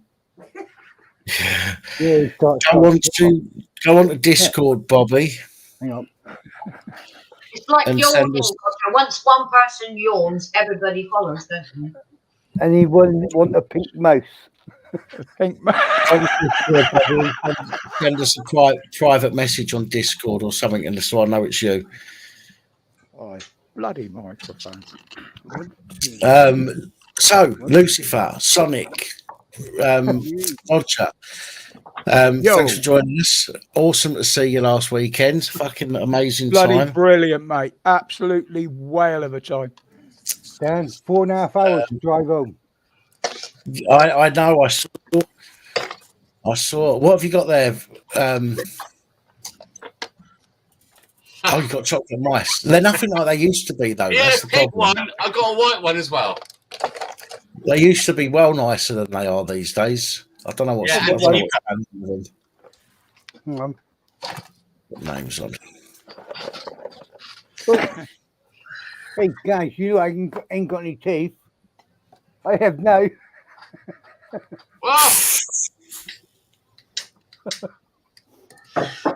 Do you know my name hadn't been changed since the last live, and I nearly didn't notice, and it nearly went up as Tycho Man Bitch.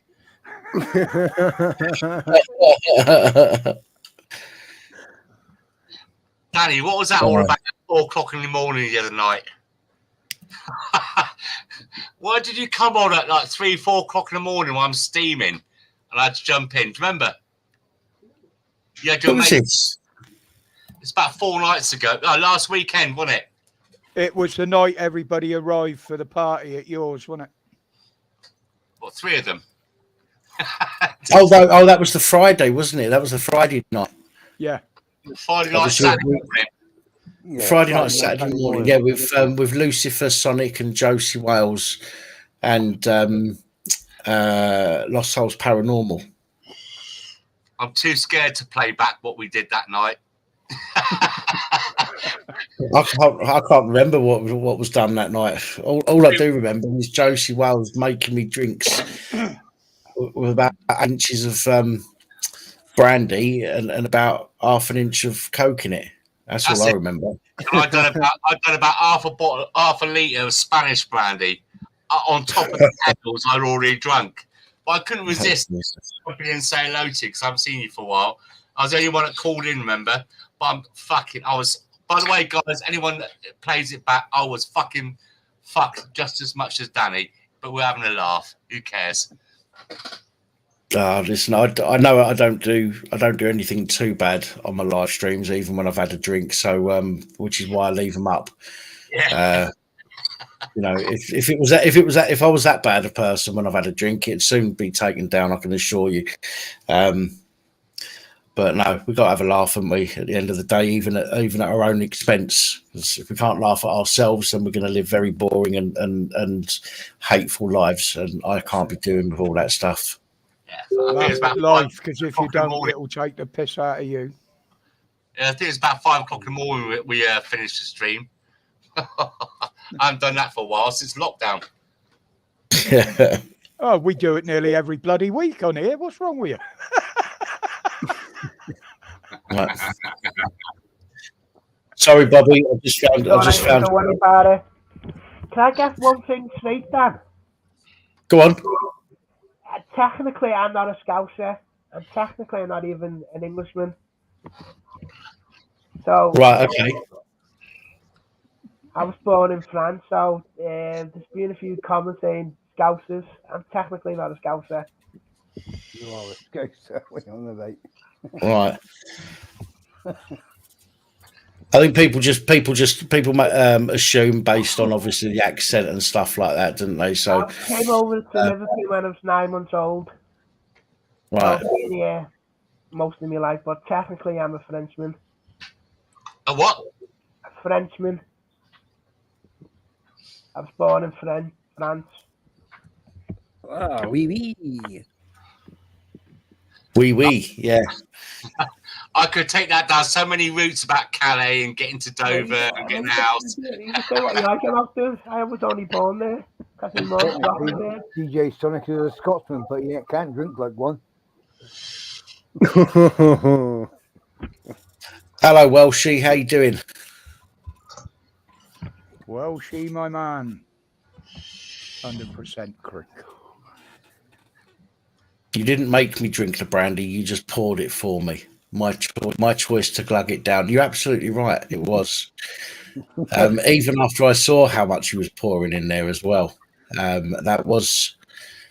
Well, let's put it this way: you wouldn't get a job in a fucking in a pub. You'd be hemorrhaging the money. Oh no! I disagree with that. I disagree with that, Dan, mate. Because have you ever been on holiday in Spain when you got all inclusive? They do fucking 50-50. That's all changed out there now. There's no booze parties, free booze, 2 for 1 or anything like that. Is it just six drinks a day or something now, isn't it? That's for all inclusive, but they've stopped all these promotions in the bars. The bars don't open late, or the nightclubs.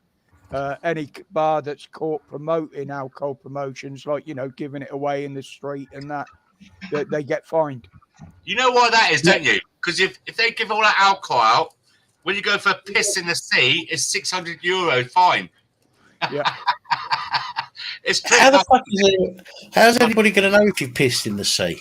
Exactly. Yeah. Maybe it's a Kevin Perry with a Mars bar. You look for the one with the crusty salt ring in the morning on the end of his knob. Oh, not even I would that. Or the one that's been stung by a jellyfish. Oh, dear God. Well, that's wishful thinking it will reach the water to start with.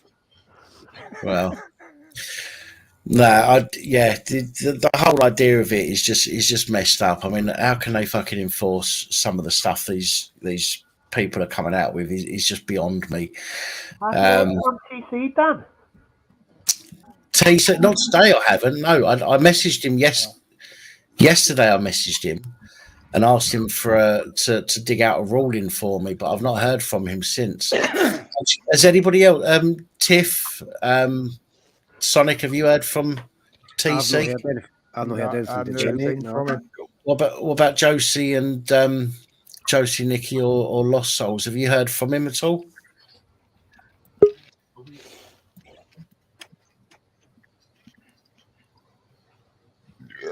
Oh, pardon me.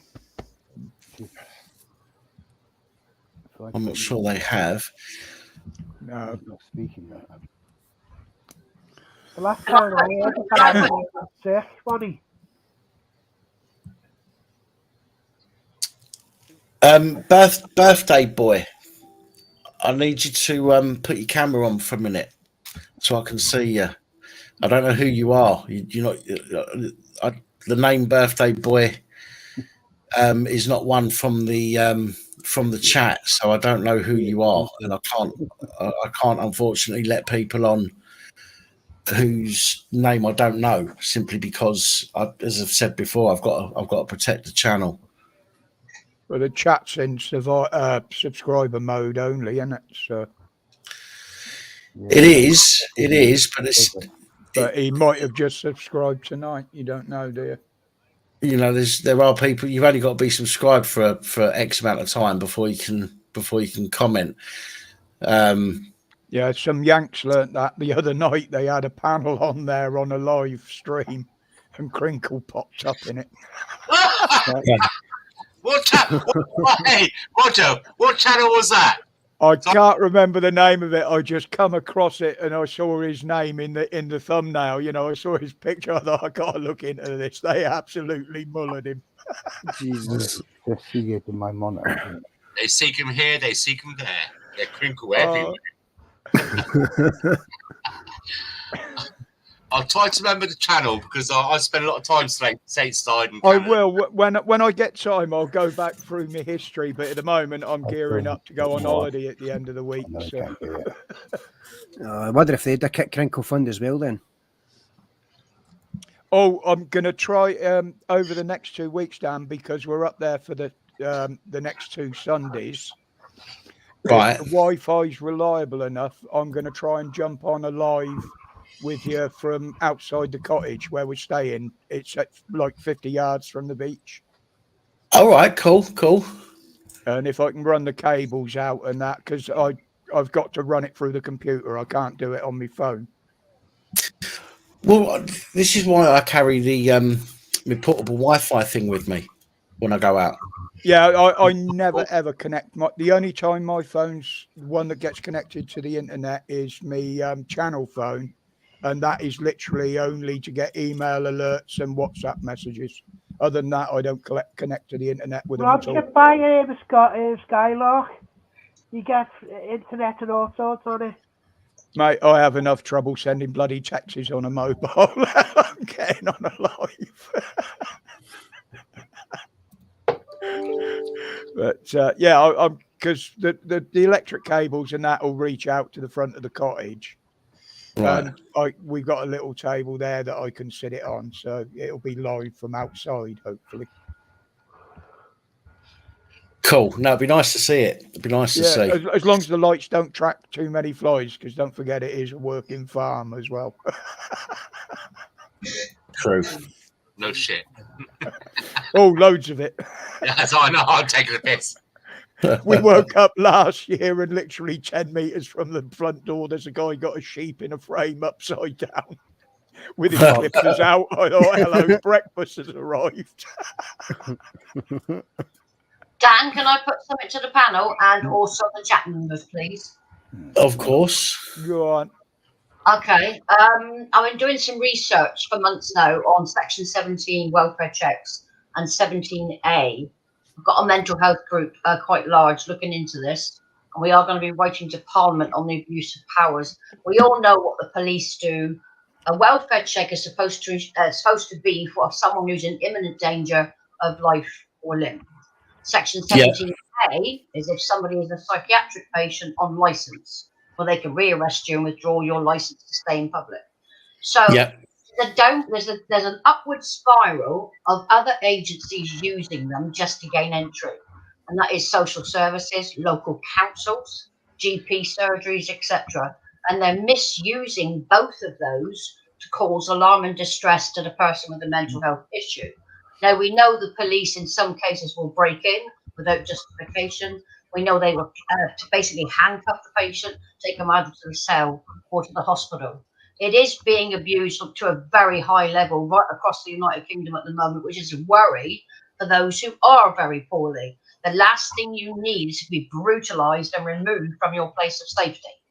The one thing that's come from this is if you are faced with police officers at the doors, do not open the door. Contact 999 if you're scared. Tell the officer you're talking to you're fine, and they must leave. But we're finding again another trend where they're refusing to do so, and they're breaking doors down. The mental health services I'm working with are very concerned that it's now an abuse of people who do have depression, anxiety, mental health with other illnesses. So what we're trying to do is to build a kind of portfolio for this to send to the government, say this needs to be stopped. It's an abuse of power. My concern is councils are getting involved, calling for a welfare check on a tenant for no apparent reason. There is no imminent risk of harm, and it causes horrible. It's because there's no communication between the different departments. They're all treating it as an individual case. But that's the problem. I had a case recently. A council made a report. A police officer turned up. I was contacted. I contacted the police by return. They had no record of this police officer ever putting it on a log for a welfare check. So something is going on here to cause alarm and distress to those who are already ill. They don't need further issues to cause them a breakdown, essentially. It's getting very, very serious. And to arrest somebody, that's kidnapping. All you've got to do is call. That's what the mental health group is saying. If you believe someone is needing a welfare check, a police officer could ring them on the phone. Are you okay? Everything all right? There is no need to go bullish to that person's home and break in and put them under arrest. That's just disgusting because it's creating fear for that individual. So what's the panel? then they turn around and use the old breach of the peace because somebody with mental health starts to freak out because of what the police are doing to them Exactly. at that time. And then it comes to the breach of the peace or public order. And again, this is something I'll be touching on tomorrow in the fact that these things get abused. And it's literally simply to add more charges to an arrest in case the original charge falls through, which in most cases it does, and they end up charging people with something else. They have to peace. They have to use assault emergency worker. They have to use resisting arrest, all because in most cases the reason that they've gone there is bullshit, spurious, and it's going to fall to pieces. But a breach of peace in your own home can't be a breach of Mickey. Thank you, Mickey. How you doing, my friend? There's a similar kind of thing going on in America. There's someone I saw is betting on this, but I look into this because I know that there's some ways out of this. But I know America and USA are two different, and UK rather, are two different things. But they got this same kind of scenario going on in the USA, whereas say like me and you, we fall out, we're neighbours. All I got to do is ring up the police and say this, like a welfare thing, and they could just come around and stormtrooper your house. And it's going on not just in the UK, but it's going. I think it seemed to originate in the USA, to be honest, because now it's spreading over here, and it's just it's just like stormtrooping your house. They can do whatever they want and use all these different laws, like you said, Pab. If one charge falls through, they can use another one to back it up to kind of cover their asses.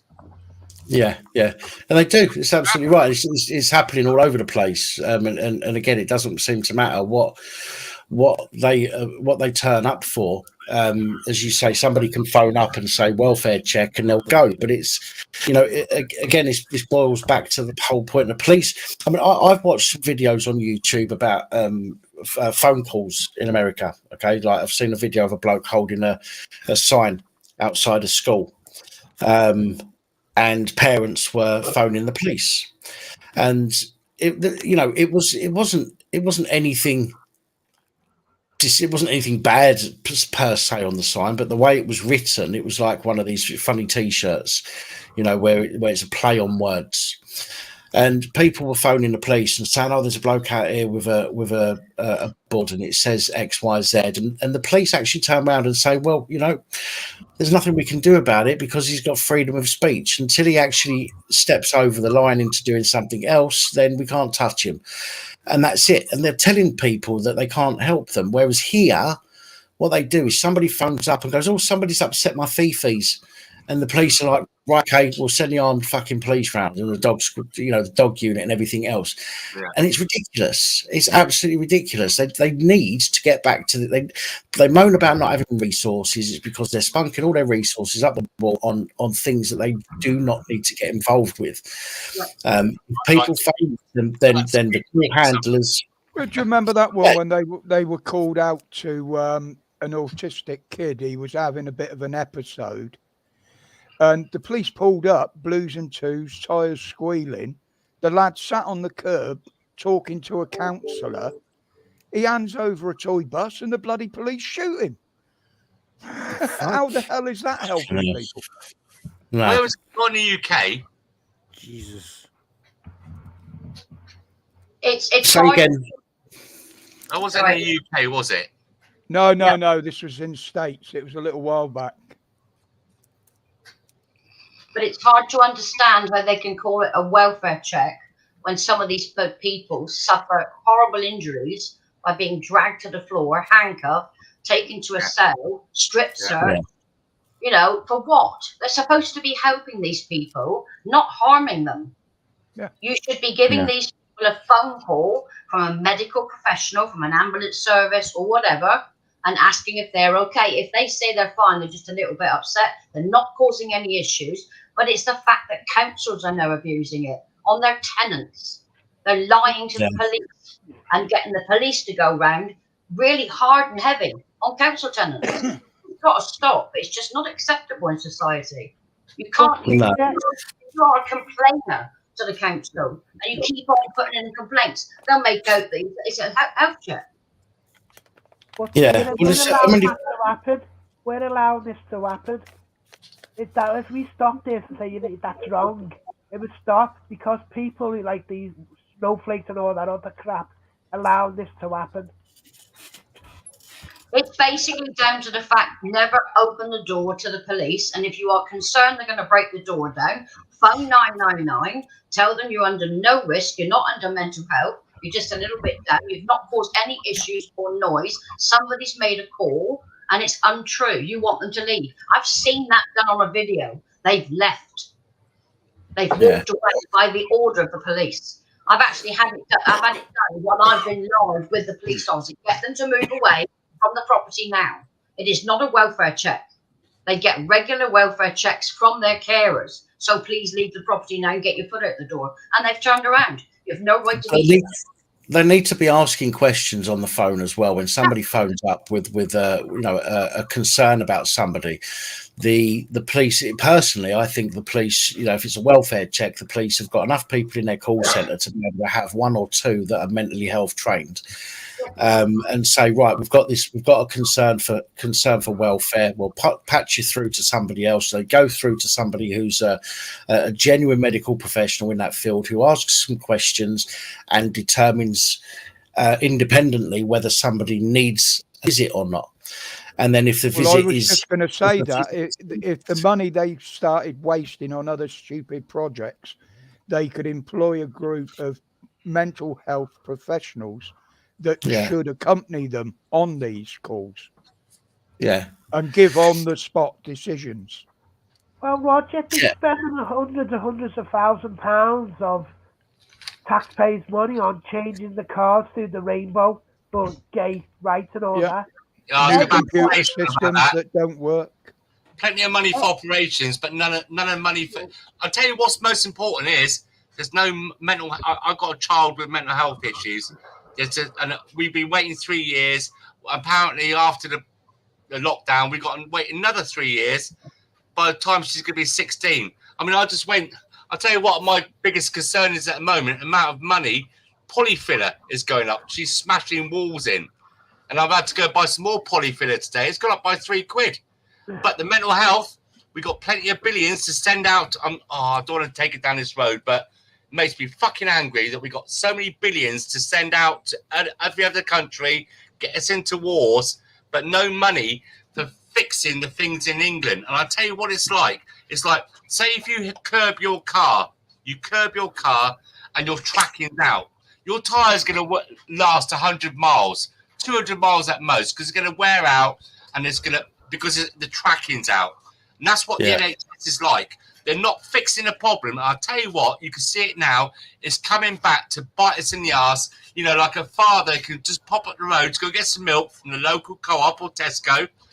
And there's a group of lads out there gobbing and mouthing it, and they've got mental health issues and all that stuff. And his dad will get stabbed, for stepping in, for stopping some kid getting beaten up.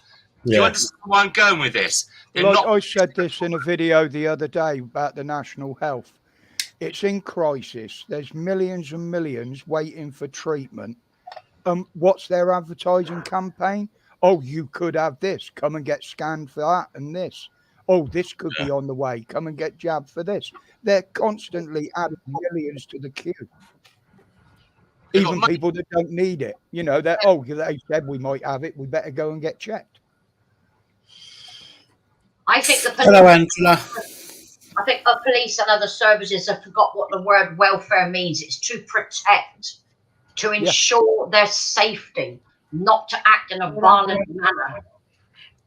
I mean, Princess Angela's just come in and she said that if someone isn't engaging with the council or answering the door, a safe and well check has to be done, which I don't think anybody's disagreeing with. I think what we're saying is done verbally. It's being abused. If I was to go and knock on somebody's door to see if they're okay, I wouldn't go to the door thud, thud, thud, thud, thud. If somebody's in there panicking, having a panic attack, having a meltdown, and you start getting thuds on your door, your ass is going to fall out and you're going to get frightened. It needs to be a case of, knock on the door, be respectful of that person's potential situation.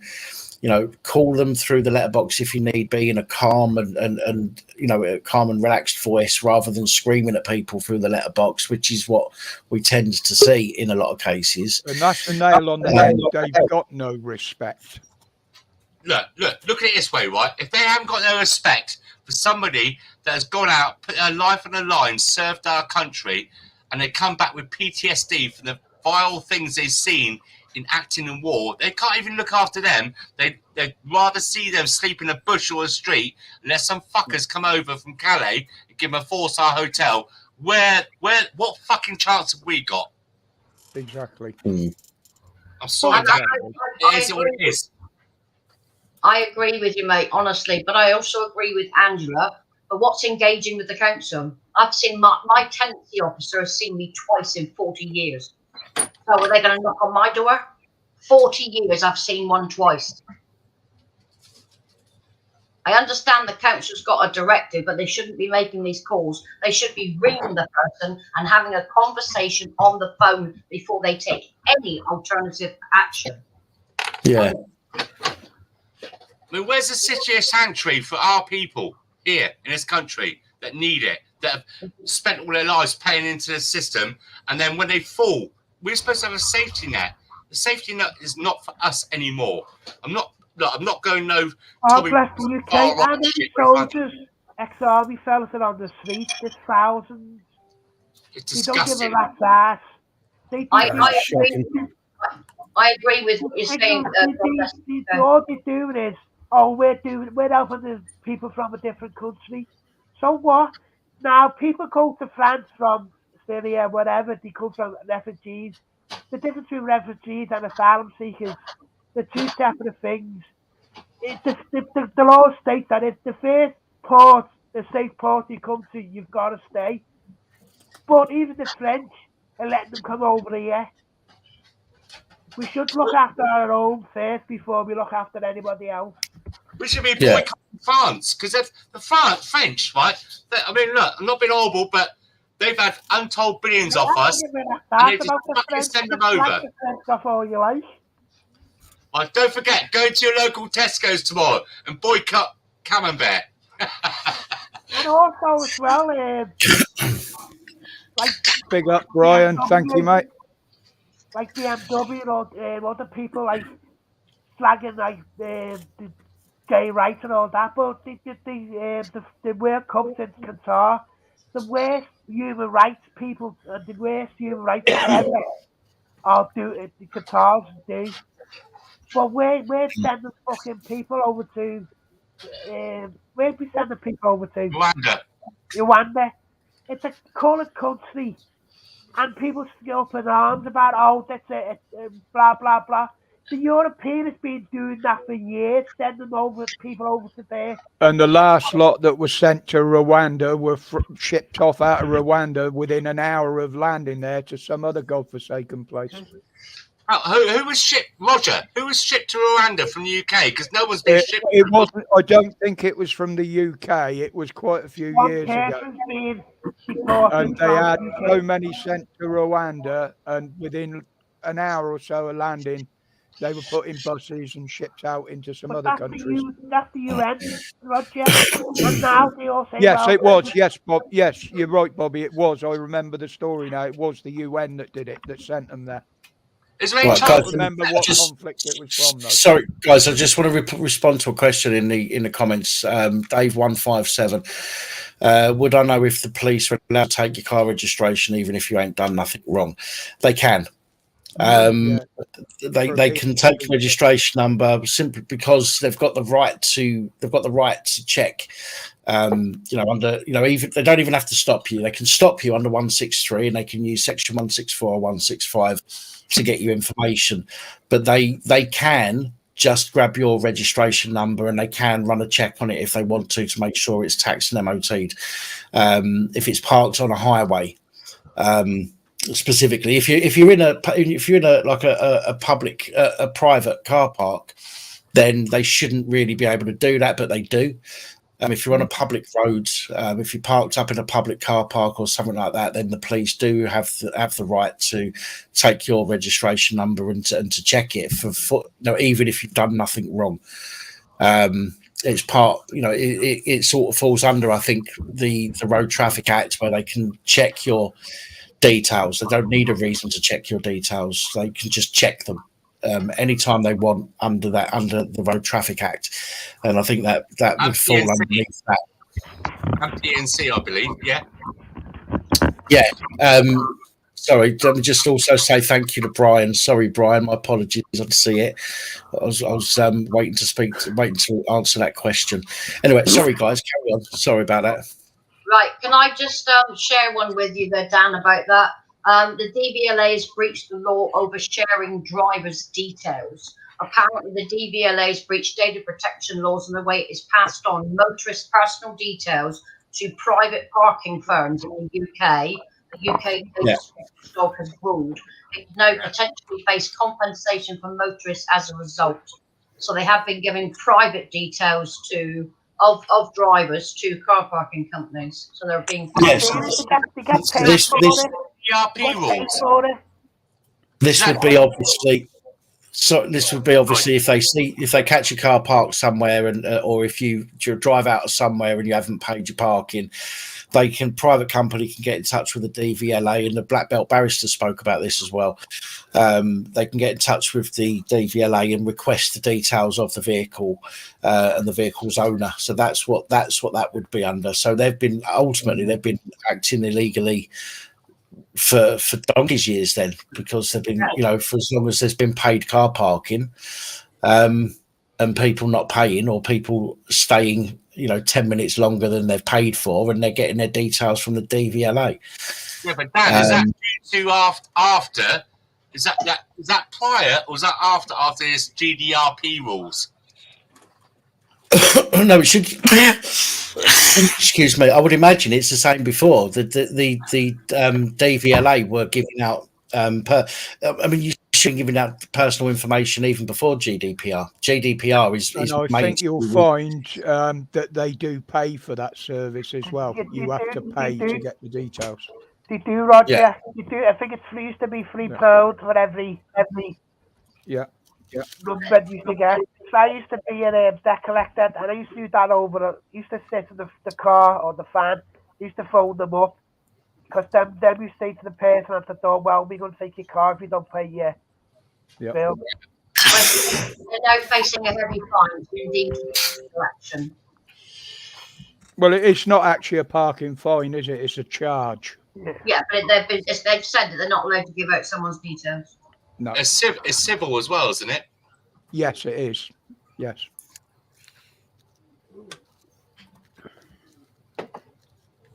Right. Where were we? Well, I'm going to step away, Dan, so you can get some other people in. So I say goodnight to the panel. Thanks for listening. All right, you take care, everybody. Good to see you. Have a good night. Speak soon, Tina. Catch you later. Bye, Tina. Bye, Tina. Bye. So yeah, I'd say with regards to getting the details, that would have been naughty even before GDPR. GDPR is about how you handle people's data, isn't it? And which is slightly different, although not a lot, but it's slightly different from handing out people's details. It would come under the same umbrella, but it's like handling people's details and giving people's details out are very slightly different things, although it would probably come under the same umbrella. So when it came to the act or legislation, but it would have been wrong to do even before the change with the GDPR. But Dan, you was doing it all the time. You used to do it every few days, when I used to do it every other day. Oh yeah, I don't doubt it. I don't doubt it at all. I mean, they phone the DVLA. Does this car belong to X, Y, Z? And they get their answers. And again, the DVLA is, although it is sort of a government agency, isn't it? It shouldn't be used as an accessible database for private companies. everything around the government nowadays is data. I They don't know if want I got this every right. single piece of it. I don't know if I got this right, but some people get cars from the government. But when we used to phone the DNR up, it didn't even mention it used to be it's a disabled car. Right. When I used to phone the DNR up, it didn't mention it. But by law, we couldn't touch that car. But because it wasn't mentioned with the DVL, we used to take it. Now that's against the law as well for taking. It's a disabled cars. Yeah. Yeah. No, that kind of stuff. That kind of stuff. It's not personal information as such. If the car is a disability car, then the car belongs to doesn't necessarily belong to the person who's driving it. It belongs to the disability scheme. So therefore, giving the information that a vehicle is a disability vehicle isn't giving anybody any personal information or identifiable information. So that kind of thing isn't an issue as far as I'm concerned. But when they're giving names and addresses of people who who are registered, or the registered keeper of a vehicle, it should only be the police, ambulance or fire service that are able to get hold of that information.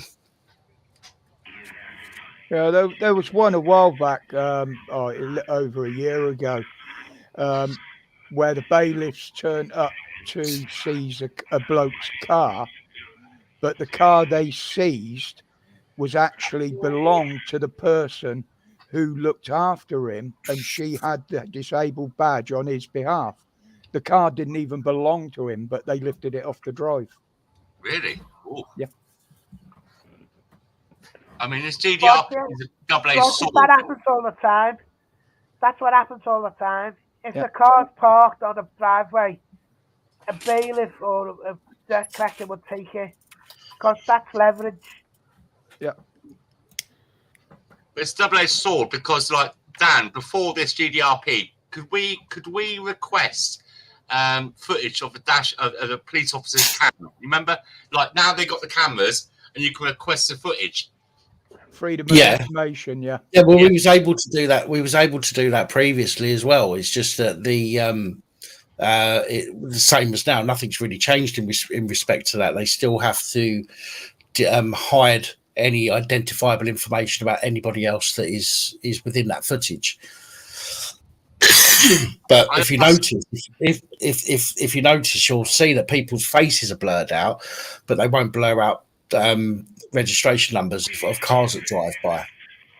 I mean, I asked that because when I installed CCTV in schools back in the day, and when it changed over to GDRP, the schools and the councils and their solicitors ring me up asking me if I can make the CCTV footage that would last for 2 or 3 months to only last 24 hours in case the parents asked for the footage.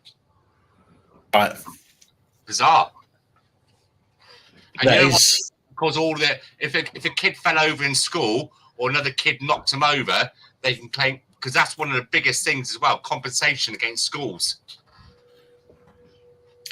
We don't hear much about that, to be honest, about schools, people going after schools for compensation.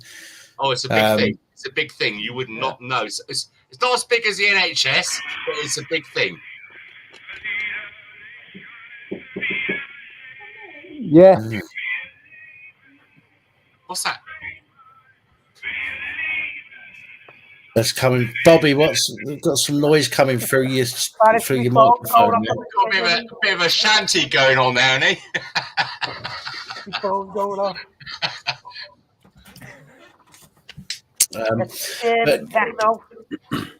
But I mean, even this whole, to have footage erased after 24 hours or whatever. I mean, the police are supposed to hold on to theirs for 30 days, a minimum of 30 days. We know that doesn't always happen, but there should be. I'm not sure, to be honest. I haven't looked at that particular part of the law, but there should be. If anybody does record information, it should be kept for a certain amount of time. It's like if you run a business, you have to keep all of your documentation for like 6 or 7 years. 7 years. And if you're running an organisation, we'll call it an organisation rather than a business, even though they are businesses these days. But if you're running an organisation, you should have to keep for a certain period of time, even if it is 30 days. 30 days seems a reasonable amount of time to hold on to any footage that you may have caught on camera. And then obviously if somebody all the police can hold on to evidence for years, can't they? Yeah, well, they've still got my shit 6 months on, haven't they? Yeah. Have you got that back yet, Ben? I actually like the idea of these cameras that they're trialing over in America in certain states. They're head-worn ones, so they actually see what the copper's watching, what he's looking at, what he's doing. If he's looking down the sights of his gun, you're watching it. They're turned on at the beginning of their shift, and they cannot deactivate them, mute them, or anything. They are on permanently for the whole of their shift, and they catch everything. Which is how it should be. Yeah, and I said this a couple of weeks back. The fact that everything, they've actually got like 120-degree field of vision from this. Yeah. Well, the fact that everything can be done by cloud these days, and I've said this, that all these cars that have got Wi-Fi in them. Okay. Yeah. Now it wouldn't be difficult for the every time a copper leaves the car, the camera starts up, for example, automatically. That wouldn't be difficult to do. They go and they do their thing. When they get back to the range of the car, or when they get back in the car, what it does is it cuts the video, automatically uploads it to cloud. Switch from head cam to dash cam. Yeah.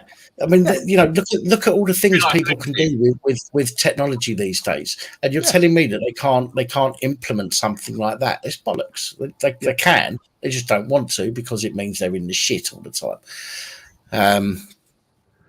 It's technology you've got here already, because like when you're in the car and you've got your Bluetooth on, you're talking to somebody. As soon as you switch the internet off, ignition. Your conversation from the car stereo automatically, with a click of a finger, flicks to your mobile phone. Yeah, this is already. Yeah, so this kind of technology is possible, and why they don't do it, I don't know. It seems to me that something like that would be far more beneficial spending money on than getting a few fucking rainbow window flags for your car. Do you know what I mean? Well, an in-car camera is quite easy to set up. I mean, what we're doing on the way up next week is, because we know the route, rather than have a sat-nav in the window, bear in mind this has got to be passenger operated only. Put your mobile phone in the normal holder in the window, and on my camera on it, I can split the camera to the front and the left and behind.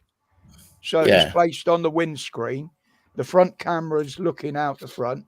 The rear-facing camera is looking between the seats, out the back window, and it picks up audio inside the car as well.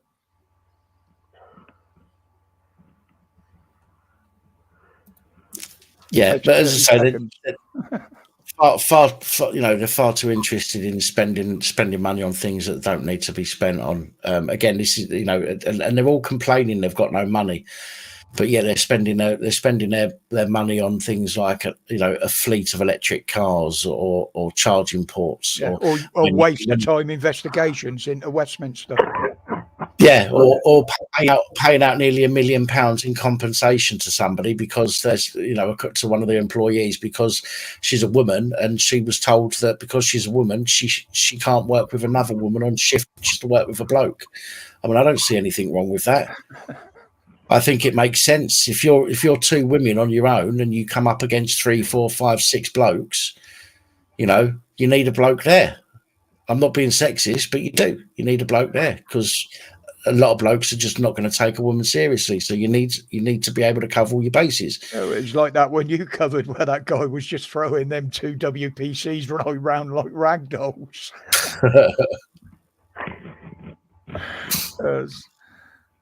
I don't know. The whole world is completely fucked up, isn't it, at the moment? Have you got any more information about that copper who had putting things up his backside, Dan? I've not heard anything yet. I know obviously he got well, yeah, he got handed his arse on a plate as well, didn't he? He got dismissed. I'd love to be able to find out who it was. I don't know how I'm going to manage it, but there's got to be somebody out there that knows who he was, and to get a picture of him. I heard he said he was going to reveal himself when he gets a contract for Anusol. Yeah. But no, it would be interesting to find out exactly. And I think it's in the public's interest. It might be embarrassing for him, but then he shouldn't be fucking doing it. You know? Yes, okay, he's doing it. Say again. Give me his details and where he's from. And I bet they kept him anonymous. All we know is that he's from. I think they kept him anonymous. I'm sure they did. They just. Oh, fuck me, what was I going to say? Yeah, I'm sure they kept him anonymous. They just gave out where he was, and that he was a probationary officer. But I'll have to look back at the video to double check. But I'm sure it was he was kept anonymous. But there's a time and place for that's all like phone sex. Everyone had it. Oh yeah, of course. No, listen, I don't disagree with you there. Listen, you know, copper or not, okay, if you've got something you want to send your missus, do you know what I mean, that's a little bit kinky, then fair play to you. Do you know what I mean? I've got nothing against that whatsoever. What worries me is the fact that you've got a collection of truncheons on the wall behind you. Bloody handcuffs. But as I say, to do that whilst he's at work and should be concentrating on work. If he'd have said that to his missus whilst he wasn't actually working, then I got no issue with that. Right? I genuinely haven't got an issue with it, unless it was something particularly sick, like he had his bell end in the fucking family puppy. You know, something like that. Obviously, is disgusting, needs dealing with. But if you got a kink and you send your bird a picture of your dick, or she sends you a picture, or whatever, I've got nothing against that. That would worry me. But come on, Roger, don't say you haven't done it. Well, I've never had a picture from Mom. Put it that way. But doing it whilst you're at work and sending it, to a group of your colleagues, of all fucking things. I've got a lot of worse shit than that. But depends if you work at Pornhub. The level of intelligence, doesn't it? Yeah. That happens all the time, and I know the reason why this came out, because where it is now, you can't even say fucking jack shit. You get into trouble. Well, you're right, you can't. And you're absolutely right. As I say, I wouldn't have cared, if he was a copper or not. I wouldn't have cared if he was sending a picture of him, sticking things up his jacksie to his missus, if that's what he was doing. Do you know what I mean? But he wasn't. He wasn't sending it to his missus. He was sending it to, he sent it to colleagues. Mistake or not, he still sent it to colleagues, and he sent it whilst he was on duty. So he was thinking about it whilst he should have been learning how to be a fucking copper. But instead, he was sending pictures of him, sticking things up his fucking rusty sheriff's badge. Can you imagine the caption underneath it? Please respond with likewise.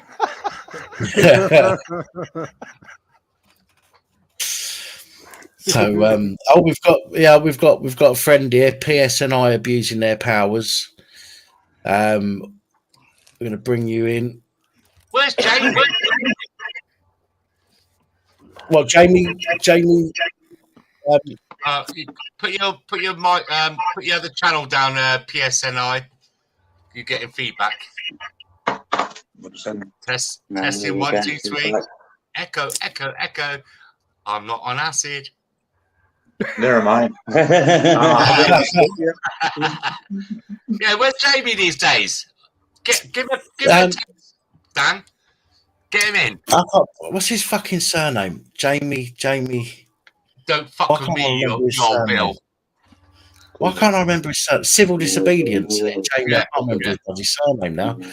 I spoke to him last week, but I will try and get him to come on at some point. Just make sure.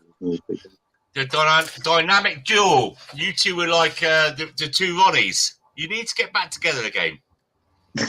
Well, hey, who are you laughing for? You know what I mean, guys. We don't do too bad together. Don't forget that's where we had the pleasure. I haven't even said it's good night from Ham and good night from me.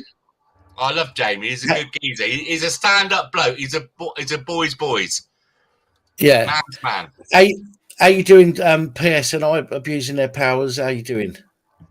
We're doing good, man. We're doing good. A lot of things can happen.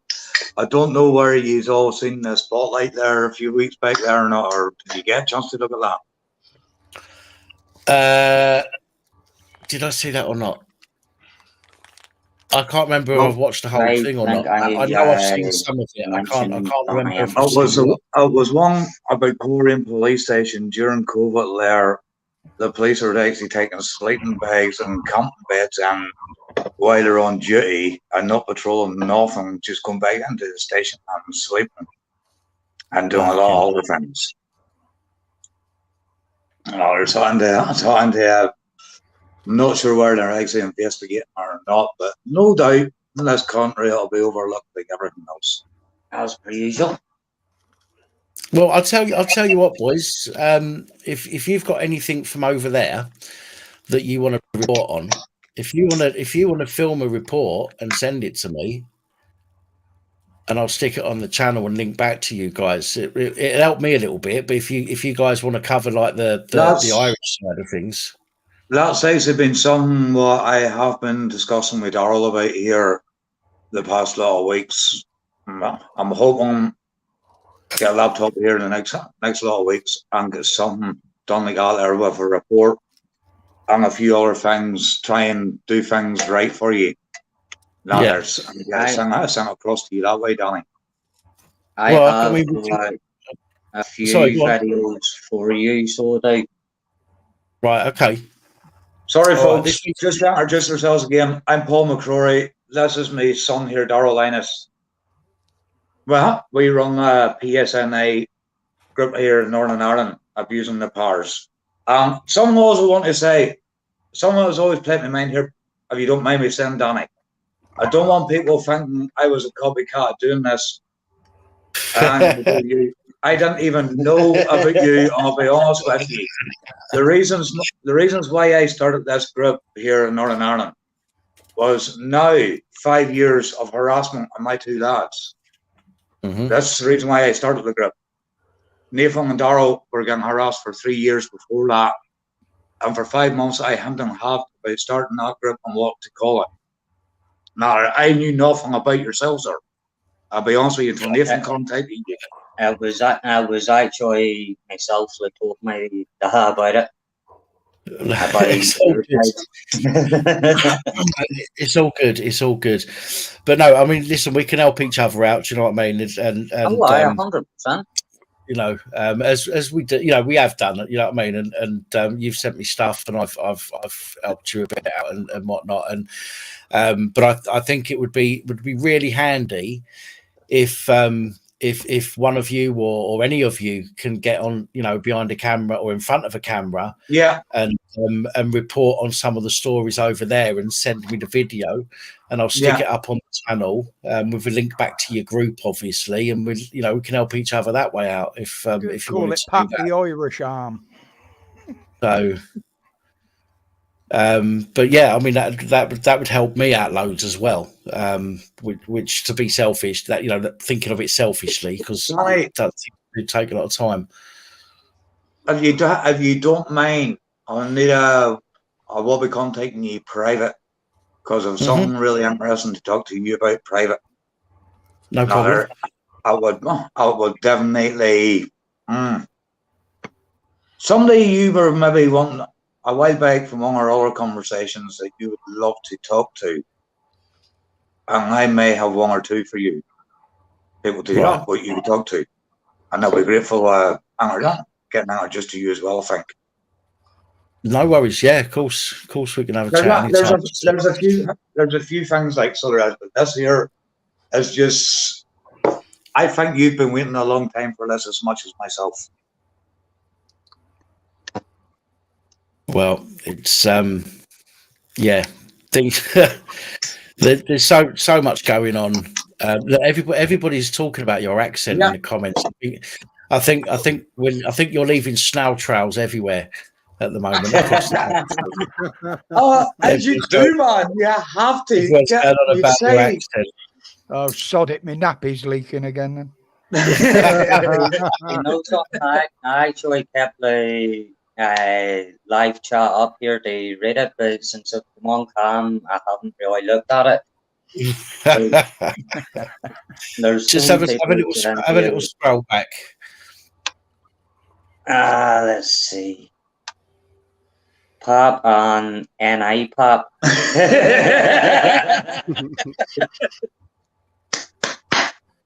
My problem is I don't do reading. That's why he does reading. I do the reading form. Irish accent, total splosh moment. Yeah, if you want an Irish accent, what one would you want? You want the Belfast one? I'll knock your bollocks on, wee lad. Get over here, take it the hell of you. Or you can go across the border there. Sure, it's a lovely fine day out there. Now, you want directions. You see that road down there? Carry straight on down that road and you'll come to a fork in the road. Just carry on straight. Unfortunately, you land down to the fork in the road and you go, where the fuck am I what was straight? Because there's no markings on that freaking road. I can't help but think of Jim McDonald from Coronation Street. Well, there you go. There, sir, there's your fucking bastard. Why don't they want to swear? There you go, lads. I was brought up as a kid on the humour of the likes of Brendan Grace. What's that?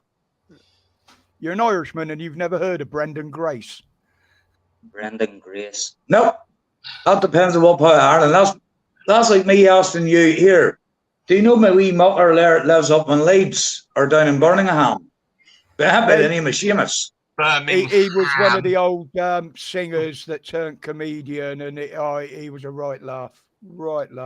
I'm not sure. I'll have to look that one up. Yeah, the other one, Brendan Shine, I think it was. Sexy as hell.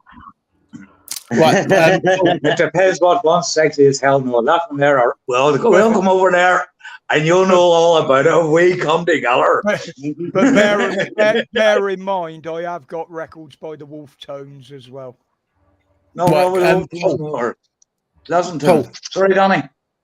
Have you got a YouTube channel already? Yes, the YouTube channel is up and running, thankfully. Right. Is it the one with the logo is like a circle with eyes in the middle?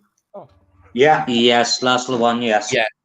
Okay. No worries. Yeah. Holly just grabbed the link and she's popped it in our chat there for other people to go and check it out. Yeah. So change the signs up and still have to do it all properly, get it all up and running properly here. The wee group feel free to go and check out the channel. Lost Souls Paranormal's just posted it in the chat a couple of minutes ago. And you can go and check out PSNI abusing their powers over there. I'm sure it would do them a favour by getting some subscribers if we can. I was going to say something else then. What else was I going to say? Where is it? Was it something to do with a comment? I can't remember. Nerves. there you go. Dan's voice is where's it gone? Nobody's voice is as sexy as Dan's. Well, there you go. What can you say? Even Lost Souls has got to curtail herself a bit there now, hasn't she? There's a lot of them, sir. And said, go and see how they do it in Northern Ireland. The only difference is in Northern Ireland and Belfast, around this time of year, they decide to, well, the police decide to, there's a serious threat in Northern Ireland. But you ask them, what threat is that? And they will not answer you. Yeah. Now, in Belfast at the moment, you could end up, if police decided to do a checkpoint or a stop and search just for the hell of doing it, you would be talking maybe 2 Land Rovers, maybe 2 cars, about 6 automatic machine guns that you're looking at, full side arms, buttons in the pockets, tasers. Yeah. What else? I don't know what I said in front of a cop one day. What he was armed with? Pepper sprays. There was the telescopic baton, CS pepper spray, the sidearm Glock 9mm, and also the handcuffs.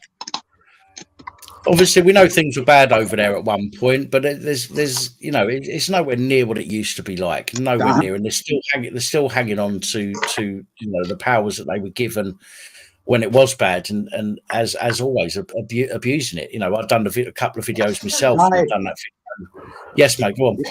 You see, sorry, man. You see, my views on now. I'm up and down across the border a lot there. I'm actually down in Ireland as much as I'm here in Northern Ireland. Yeah. Not there. Levels are you see. I've seen a change in the whole lot, even with the Irish Garda Síochána. Everything's all linked together here in the UK and Ireland. That's one thing I will say. But here in Northern Ireland, the police seem to keep winding up between Protestant and Catholic. Now, there's more Protestants and Catholics now getting on than ever. There's still a few, don't get me wrong, in the background that just wants to keep it going. But nothing over serious, man. They want peace here. There's last year whenever Prince Philip passed away. Yeah. They were out rioting, and then the other religion decided to come out and riot too at the same time. And the police didn't know where to go, what to do. Both sides just decided to come out right together. And next time, I just stopped the gap. I've got my own thoughts and reasons behind that, but I don't want to say it on channel here. But just, there's no more riots from that there. The thing people would say over here, sure, we can't agree on the colour of shite. I disagree on that. One side goes, oh, you're a Protestant police force. The other side goes, you're a nationalist police force. Now, they're wrong. The power motives is basically gone in this country. Are more or less drinking clubs, I would call them. Yeah. Now, they like to still do what they're doing. I do my best not to get into it. But the way I see it, the biggest paramilitary service here in Northern Ireland now is what I call parasites services Northern Ireland, in other words, police services Northern Ireland. Now, the way I feel, now I'm never down the road of hating the police, but I refuse to call them pigs. I will call them parasites because all they do is suck the goodness in their life, calling out at people on everything good, just to keep themselves on a frigging job. They're doing the same as they do here. They're making conflict. They're causing trouble so they can keep abusing their powers. As soon as they get peace and they stop doing it, that is pointless in being there, and they know it. Yeah. Exactly. You see even more and more and more what I see here, linking everything together. Now, a lot of months back there, I had the police at my door here. I actually brought them in. for a wee bit of a complaint, just to see what they would do if they would carry on with my wee complaint. Because I had my granddaughter in the house, the very next day, social services was on to my son here and his girlfriend.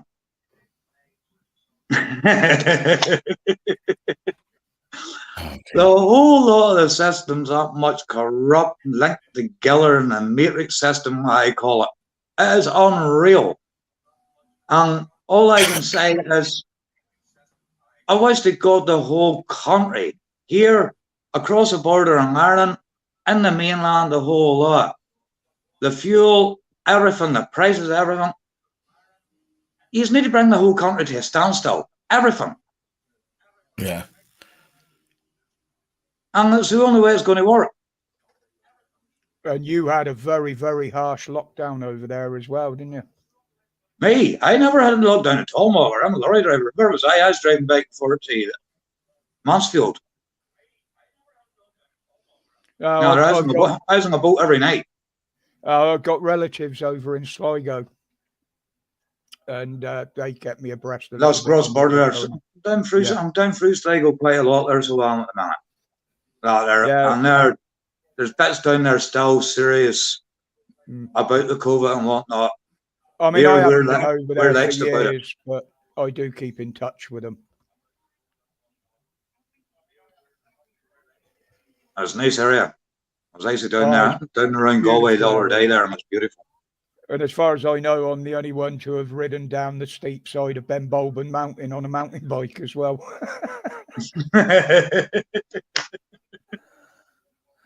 That's nice. There's been a few things that's happened. So every time there's someone comes out about the police over here, they seem to call off and beg off on a lot of things. And then give them a few weeks, a few months to pop back up again.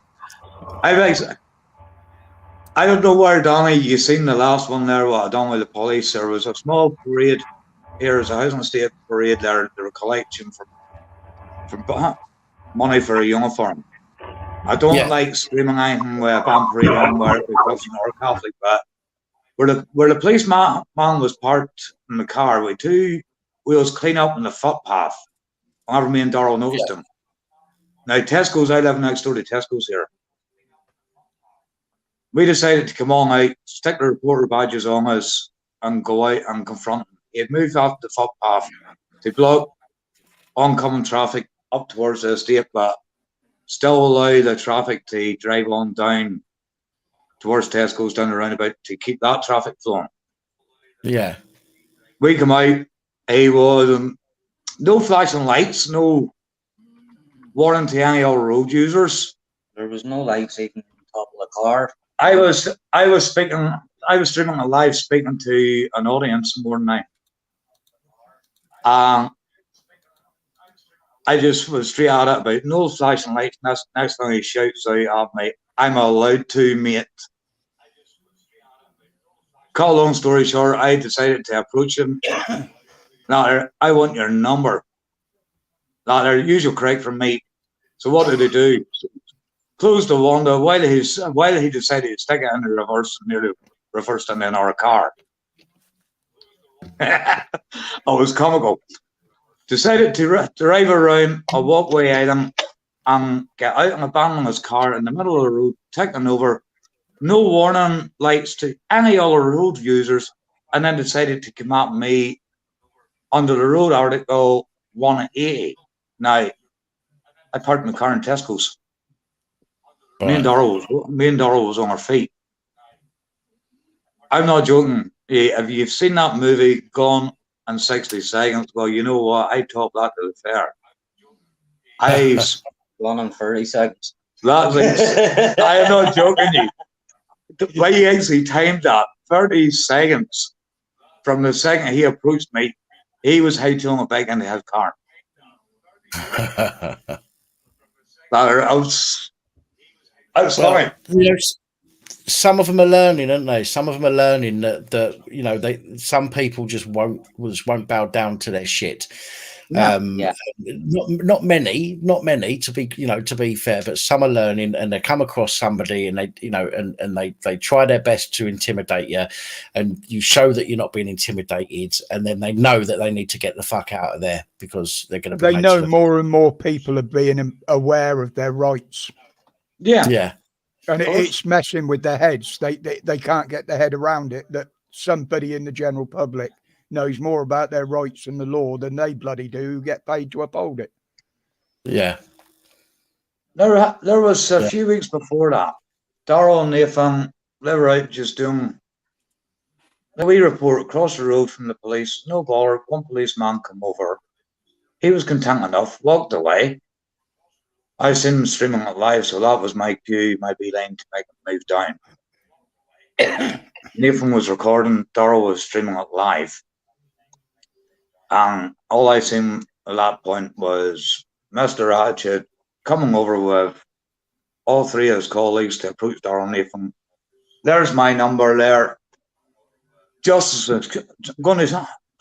Security Act, Article 21. Article 21. Which, Danny, let's hear, man, I can't thank you enough for what you did for us there a while back. So Darrell, he refuses point blank to identify himself because at the end of the day, he's doing nothing wrong. I even got the car as I was walking up beside it, so they couldn't state that I caused any criminal damage. Sorry, the car was full parked on the footpath. No lights on whatsoever. Now, that's why they decided to go and help them, but let's hear, just stand back, buddy, what? Keep the distance, say nothing, let them approach them. But they were already approached them. One guy, no problem, he walked away. And then because Darrell says she's out of uniform, she's no hat on, they decided to come over. But there's one guy, Mr. Attitude, even out with a Samsung. Article 21, started reading it off, word for word, what you did that time on your YouTube. Yeah. I wasn't watching it this time because I was already mobile on my way down, so I got out. Darrell, me pretending not to know each other. I get in the middle of them with the police and that. I looked at Darrell, and he's still going on.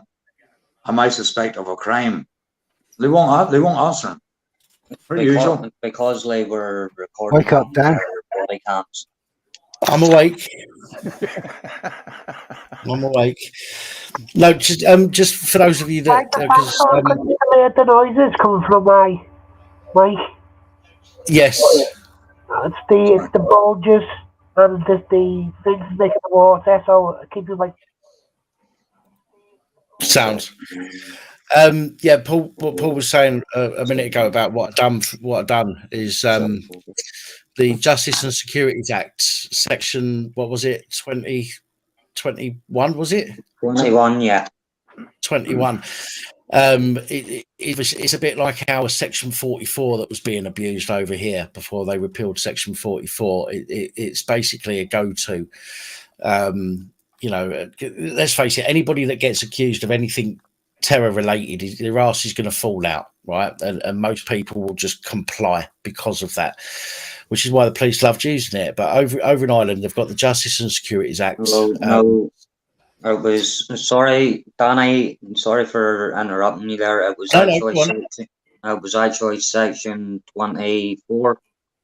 24. I'm just after getting reminded because Nathan's actually watching Let's Hear Live as we're on at the minute. Right. Okay. Sounds no worries. So section 24. Then my mistake. But it's basically to do with and you'll have to forgive me because this. When was this done? This was after my stroke, wasn't it?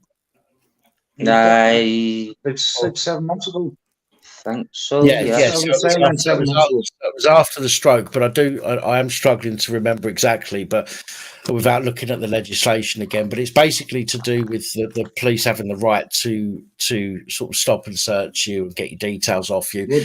Well, I've renamed it. Sorry, Danny, for interrupting you. Well, I renamed it from the Justice Security Act to the Bullying and Harassment Act. Yeah, right. Yeah.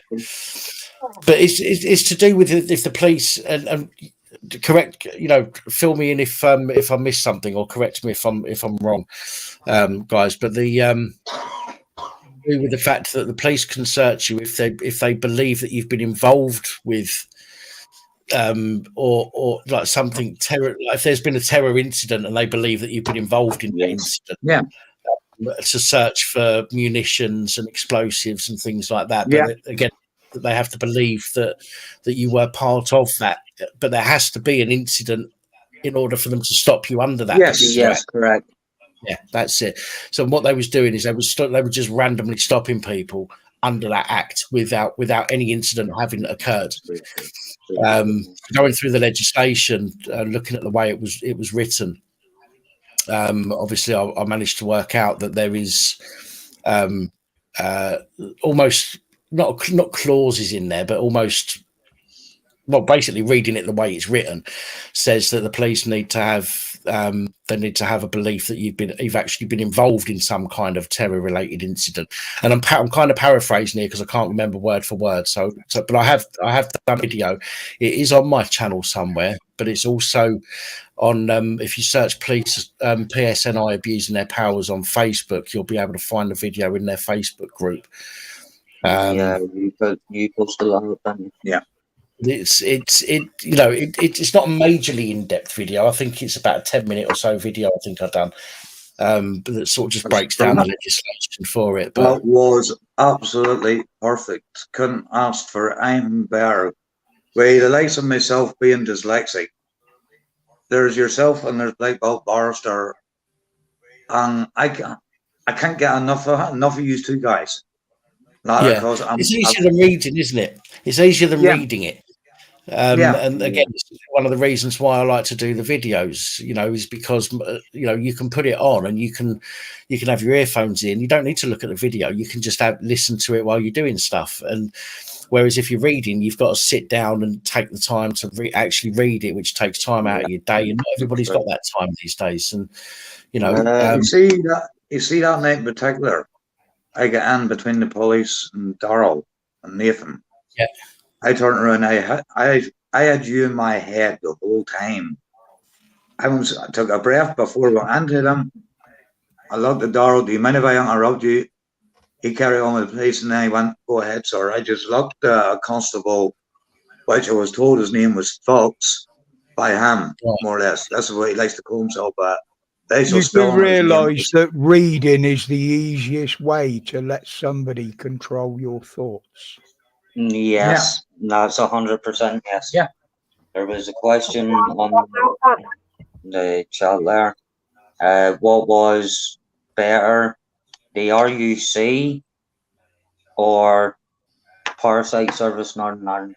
You would know more because Parasite Services Northern Ireland. RUC. No. They've got worse.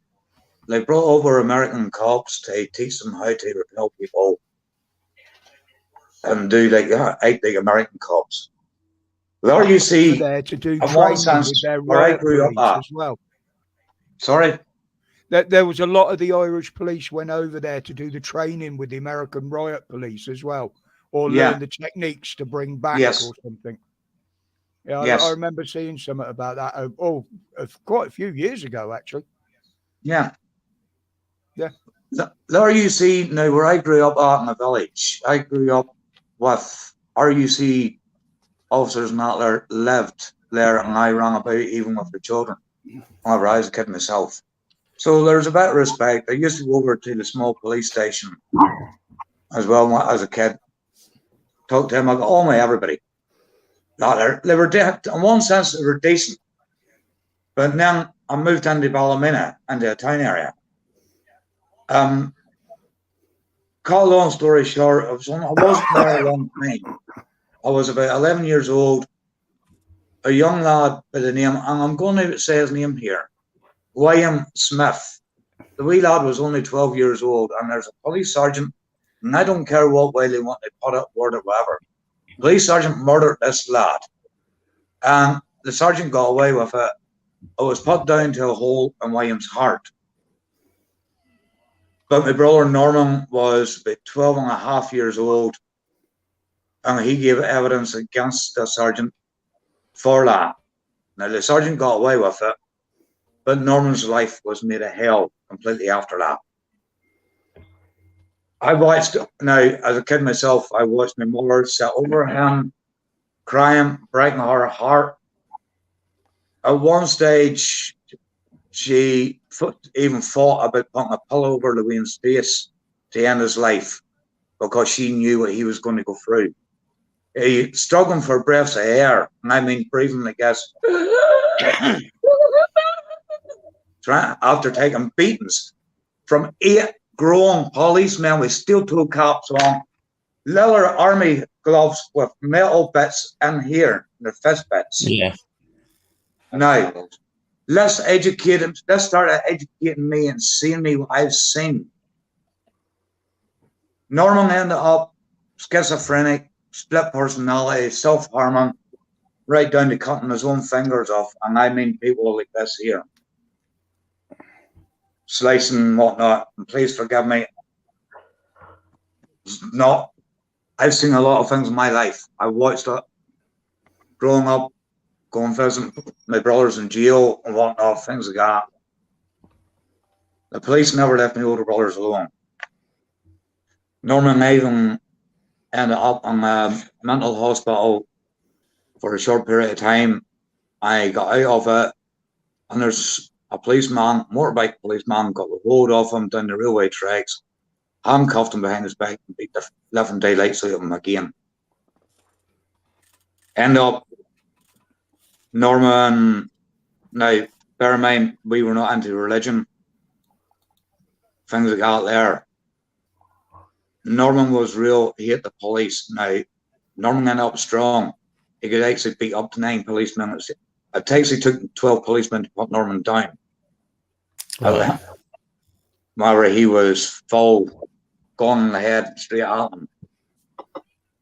At one stage, he did actually go on to do a burglary in the place. The police came in, and he had the hold of the policeman by the throat, ready to take the gun out of his holster and blow his head off, just in fact because he's a policeman. I can remember at one stage he took that many beatings and put in the jail and whatnot, more beatings. At one stage he certainly wasn't at himself. My mum says, "What's in your mind, son?" He goes, "Now, we were born Protestants, but as I say, not into religion." He goes, "Where does the ARA live at?" My mum thought, "Why? Where's the ARA live?" My mum goes, "They don't live in the house, son. They live all over the place." "Why do you want to know?" Now, 15-year-old child. Yeah. I want to ask them to give me a bomb to walk in the police station down there.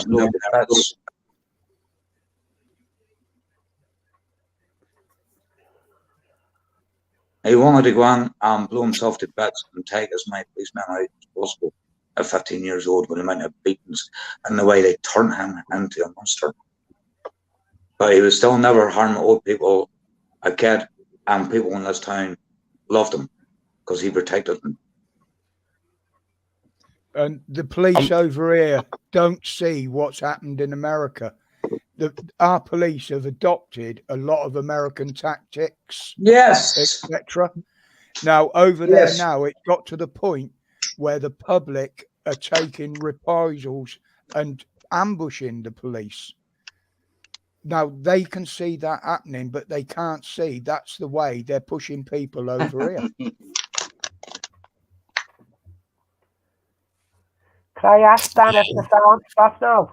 You know, people will take the law into their own hands to defend themselves, even it's against coming. the police. It's coming.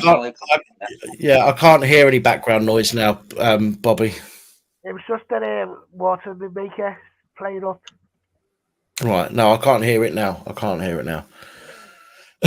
Talking of water. I was camera, Dan, but you can show. I was show where I live on. I don't want people to know where I live, basically. Right, no, just if you don't want to come on camera, you don't have to come on camera. No issues. So yeah, generally, I mean, you've got a direct line to me through Discord anyway. It's just generally I need to see people in the back office so I can tell that they're not somebody trying to fuck up me channel. But yeah, if it's you and you message me directly on Discord or something, and then I'll go and check it, then I know it's you. So you don't need to come on camera. And I don't want to fucking nothing. I'm going to go quickly make myself a brew, okay? Because I'm so you guys talk amongst yourself for a minute. Keep it clean if you can. Dan's gonna have a 5-knuckle shuffle. But I will be back in about 2 minutes anyway. Somebody asked me that, do I agree with the police? I don't understand that. I'm going to respond to that as well. Dennis Carr, we don't actually understand what you mean about us agreeing with the police. Could you explain that in more detail, please? One thing I will say is the police needs fully reformed here, and the weapons taken out of their hands. Now, whenever you're sitting talking to someone, all they can bear in mind is whenever they're 6 years old and a policeman or you see with a rifle pointing down at a 6-year-old and her looking up at a barrel and hearing the words, now please excuse my language, you move, you wee bastard, you, and I'll blow your fucking head off. And that's coming from a policeman to a 6-year-old child. You think I agree with police? I agree with no police officer that's armed or causing misconduct. I do believe, yes, we still need a bit of authority. Do you admit? Well, not authority. Sorry, I said that wrong. We still need policing at the end of the day, or things will end up totally out of flipping control. I hope that maybe answers the question. I'm not down the road of hating the police, but I am down the road of hating what they became. It's like I always said in my videos, we need a police force, just not the one we've got now. Yeah, of course we do. 100%, sir. 100%. Yeah. And to be honest, anything would be better than what we got now. Well, Roger, the police think they're above the law now. Well, exactly. And the thing is, how can you be above something you know bugger all about? Because none of them seem to.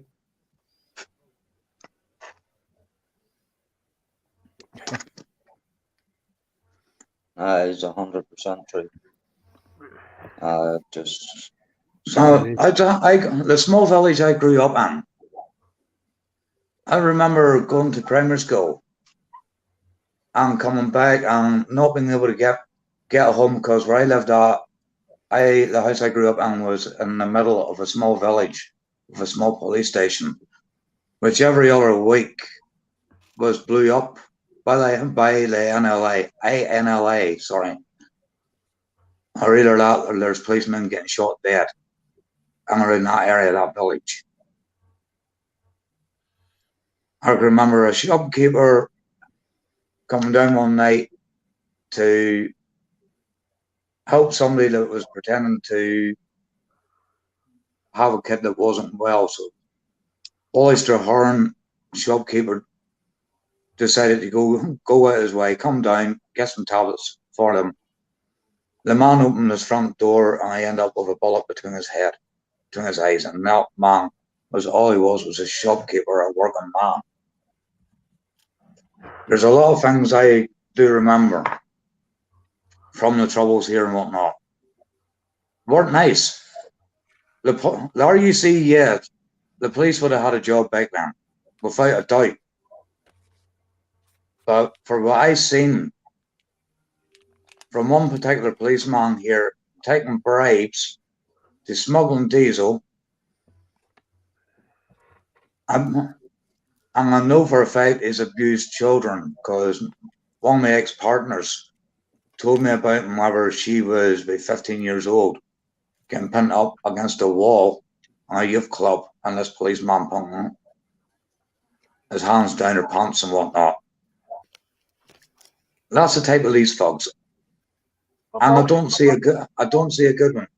My views on them all, you see these body cams, the body cams and their car cams should be on at all times, other than if they are going for a bloody piss or sitting down at a table eating.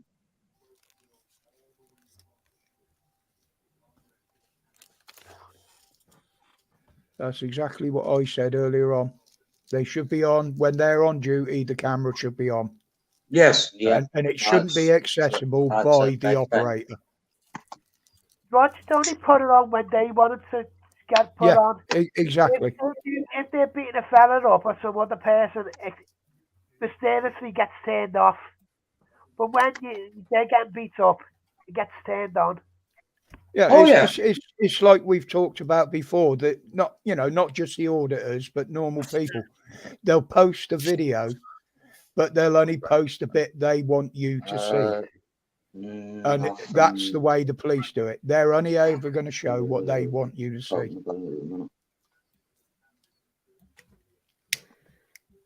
Hence why I keep telling people to record the police themselves and upload the entire footage. But even people,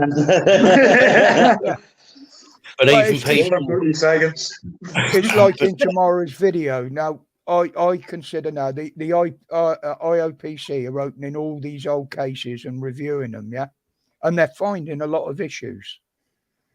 Now, to me, that is just a PR exercise for one reason only. The fact that they're being so visible about it and outspoken about it. It is nothing more than a PR exercise. Agreed. Totally agree with you. What I'm worried about now is gay rights, current rights. It doesn't matter now. Everything's going down the tube now. Everyone's looking to put up the gay rights. To pay £1,000. I don't fall one way or the other. As far as I'm concerned, it don't matter what your persuasion that way. You've still got the same rights as everybody else as a human being. Of course. You've got the same rights what I've got, you've got. Yep. So why did you need more rights? Exactly. That's what gay stands for, as good as you. Yeah. This is how these groups end up with protected rights.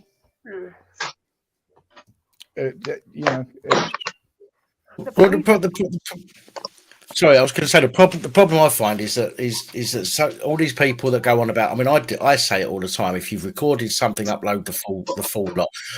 I will. If I go outside when something's happening out here, I'll live stream it and I'll put the lot up and I'll leave it up. You know what I mean? Even if there's a boring part. Even if 20 minutes of a 25-minute video is full of nothing. Yeah, 5 seconds out of that video could put the other 20 minutes into context. Yeah, exactly. But then so many people, and I said this with regards to that athlete, what's her name? The one Bianca the police Williams. over. Bianca Williams and some of the others, they'll go, we're being targeted, and blah blah blah, and yet they put up a fraction of the video that's been recorded, and it's obvious from her video that she put out that the beginning and the end are missing. It's blatantly obvious. But what I ask myself is why do people only put up a certain amount of the video? It's to fit their narrative. Yeah. And we need to forget about narratives and we need to think about the truth. We need to think about people being exposed to the truth, not to somebody's political persuasion or their idea of what happened. Put the fucking lot up, beginning to end, let everybody make a decision based on full facts rather than that little piece that shows fuck all. And that's exactly where the conspiracy theories come from. Well, it's the same with that dog Butler, what she's done the second the same. The MP. She got pulled over by the police. Which one was that? When was that? Who was this? Oh, but Leslie Lane and she's black and she got pulled over with a white boyfriend or a friend and said it was racist motivated. Oh, I can't remember. There's so many fucking things that I report on. I can't even remember. Sorry. No, before the lockdown with 2019, in a week, Dan, I got pulled over 13 times in my car. Really? Yeah, so I don't go around shouting out, you're only doing that because I'm white. Well, the thing people need to remember as well is that, and we see this, you know, but all spectrums of people. You get pulled over once, okay. If you don't bow down to the police and you tell them what you think of them, and you are what they class as being uncooperative, that marker then goes on your file. So when they look next time, they look at the number plate. They go, right, this person was pulled over last week, and he, you know, the copper that pulled him over said he was being a bit of a dick. Let's go and fucking wind him up a little bit, and they'll pull you over again, and then that goes on your file when you back chat them again, and then the third one that comes. Reprisals. Yeah, of course it is. They go, this person. They do it to the auditors all the time, don't they? They keep getting them pulled.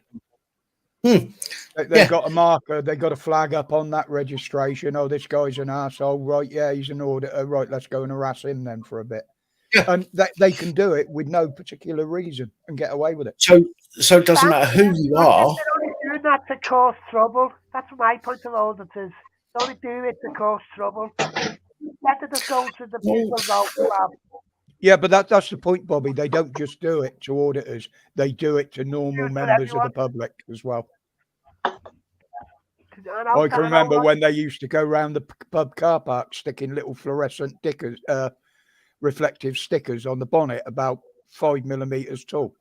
If they showed up in a police headlight at night, they'd instantly pull them and breathalyze them because they knew that car had been in the pub, so they were checking for drink driving. Well, that's a new one. I never knew that. Oh, this is years ago, mate. I'm going back to the 80s. Yeah, because we're old, Dan, see? I used to have them all over the number plate of my motorbike. It used to confuse the shit out of them. Every time I left the pub, I used to go around the cars, pull all the little stickers off and stick them on the number plate of my motorbike.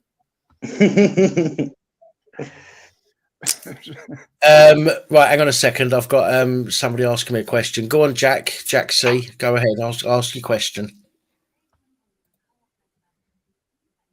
Yeah, the 5-knuckle shuffle. And no, Nick isn't hog-tied face down, arse up on my sofa. There's no one on my casting couch. Not tonight. No, she's away in the bathroom. That's that Jacko Blaze. Jack C, you said you have a question. So I need you to ask your question and we can answer it we'll do our best to answer it anyway.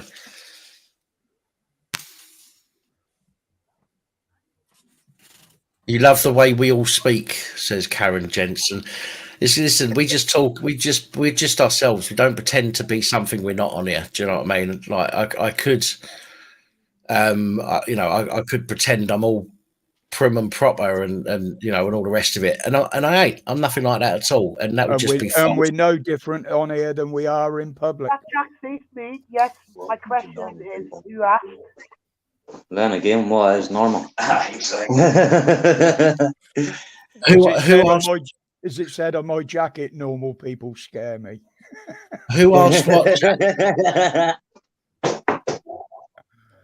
Jack, who asked what? I'm not sure. I'm a bit lost.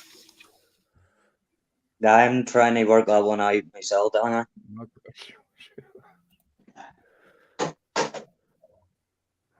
Nicky Jackson. You ever listen to that wee song there? Don't know whether you've ever heard it or not. And forget my language. It's called "Fuck All Those Perfect People." Brian song. It's called. It says what? Sorry. What was that? What does it say? It's a song by the title of a film out there a lot of weeks back called "Fuck All Those Perfect People." Right. there's no such thing as a perfect person, so they can exactly. Fuck off. Exactly. Every one of us is damaged in some sort of way, I believe. Oh yeah, of course. Of course. If I wanted to be prim and proper, you'd have stopped all the dirty talk. Listen, I'm me. Like, take me as I am, or don't take me at all. Is the way I see it. You know, I won't pretend to be anything that I'm not. And you think it's bad in here, Tiff? You should have been sat at the bloody table the other weekend. Yeah, she knows it's far worse than that when we're in the Discord because it's more private. We're scared when we're out in public that somebody's going to be offended. What's that Jaxie said? The visitor said, that's not very nice, don't be a prick. Don't see what he said. It's because it got hidden. But it said who is that DJ Sonic cunt is what it said. There's far too many people insensitive. Or sorry, too sensitive. Your mod called you a prick. Where does wasn't me? You asked. Well, Jack, I'm not being funny, but you asked who is that DJ Sonic cunt, and then when a moderator says, Jack, that's not very nice, don't be a prick, and you're moaning about them calling you a prick. So yeah, but lots of kind of explains why they responded that way, doesn't it? When Ollie's on top of it. Question. So yeah, there we go. She'll give him as good as he gets. DJ Sonic's a knob. DJ Sonic's getting called a lot worse, hasn't he? Yeah, I call him a lot worse than that. He's a knob. Right. Yeah. Well. You have a question, spirituality. Go ahead.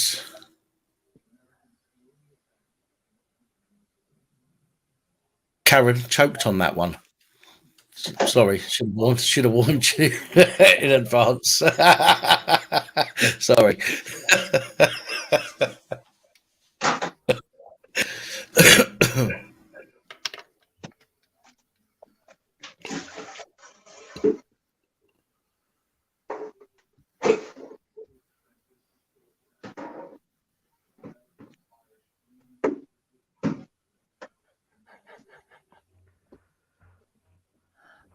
But Dan should be still cut the book.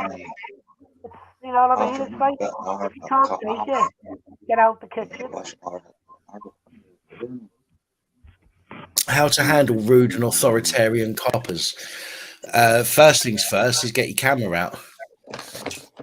You'll find that some coppers, not all, but you'll find that some coppers will see the camera, and that will be enough for them to think, right, this is gonna end up on YouTube.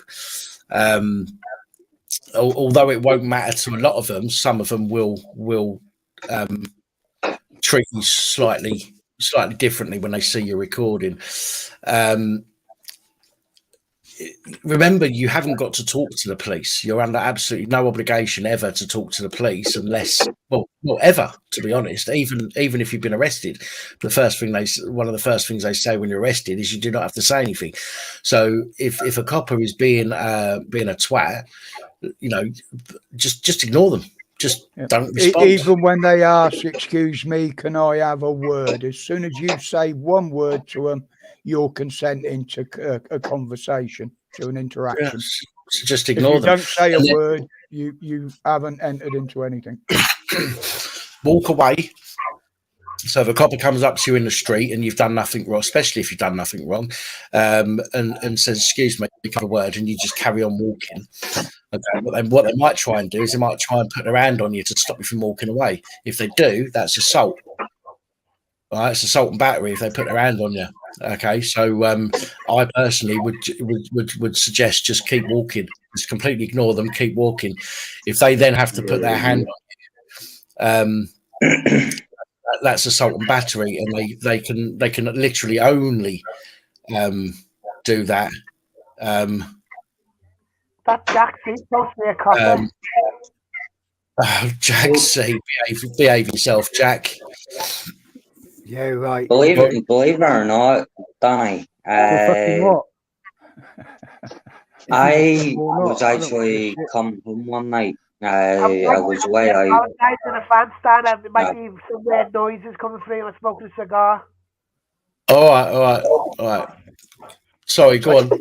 That's not a cigar you're smoking. Take the bloody batteries out. Yes, I was actually come home one night. Going. It'd be a case of what's that one's name? In America with the president putting a cigar up there. It's one of them, isn't it?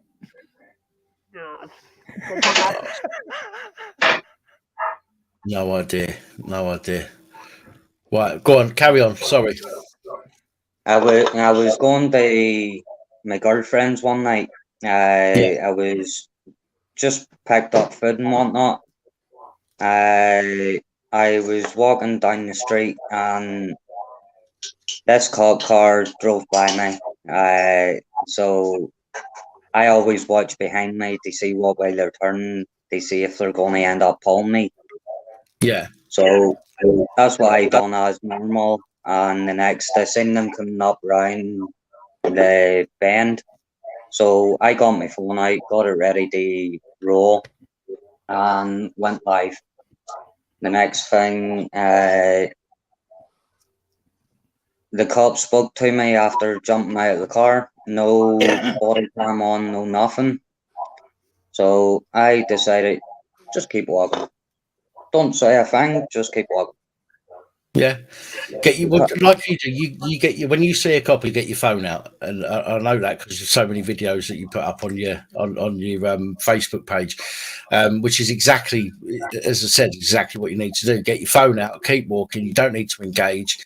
When a copper stops you, under most circumstances, it's a stop and account. Okay, under nearly all circumstances that a copper stops you, it's slightly different in Ireland. I can't think of the legislation or the procedure it is over there, but here in England, it's a stop account, and nobody's under any obligation to speak. It says it on the police websites as well. You do not need to speak to them. You do not need to engage with them. It obviously tells you that you should, because that's a polite thing to do, but fuck them, they're never polite with us. Why should we be polite to them? So you keep walking, phone out, recording. If they put a hand on you, assault and battery, they can only put a hand on you if they're detaining you, and even then there needs to be a jolly good reason why they're detaining you. But the problem is so many people will just stop and interact with them because they don't understand their rights. Some people feel rude just ignoring them.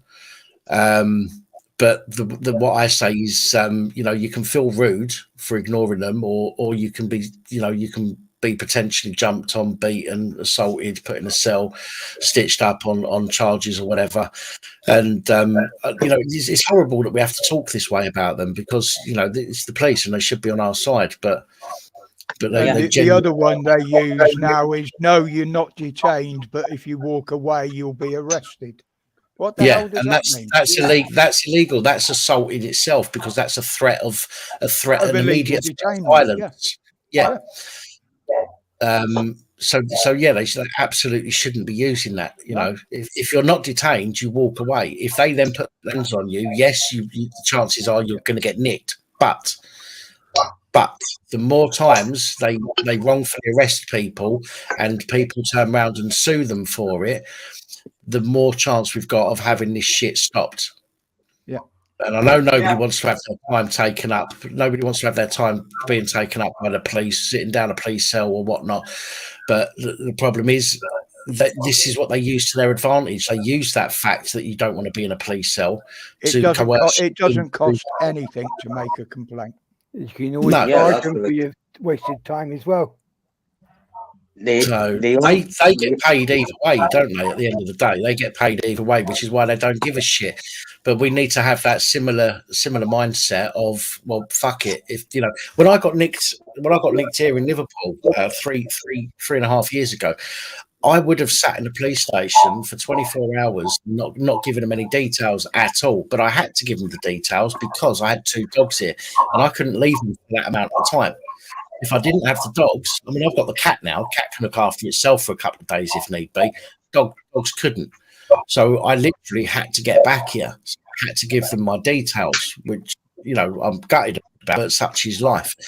But I would have just gone and sat in the police cell. And then, you know, at the end of it, they've kept me in unlawful detention. You know, what, 24 hours unlawful detention. You're talking $6+ grand in compensation for that. You know, it pays in the end. But you just got to make sure that you're doing the right thing, and you're not creating a situation where you've broken the law, and walking away from the police when they want to talk to you is not breaking the law. It's not an arrestable offence. It says it all over the police website. It says it on the CPS website. So I would, as I say, you get your phone out, keep walking. If they want to talk to you, you don't want to talk to them, just ignore them. Keep walking. They'll put their hand on you straight away. That's an assault and battery. See, that's actually exactly what happened to me. Yeah. So it is. They came up behind me, put his hand on my left wrist.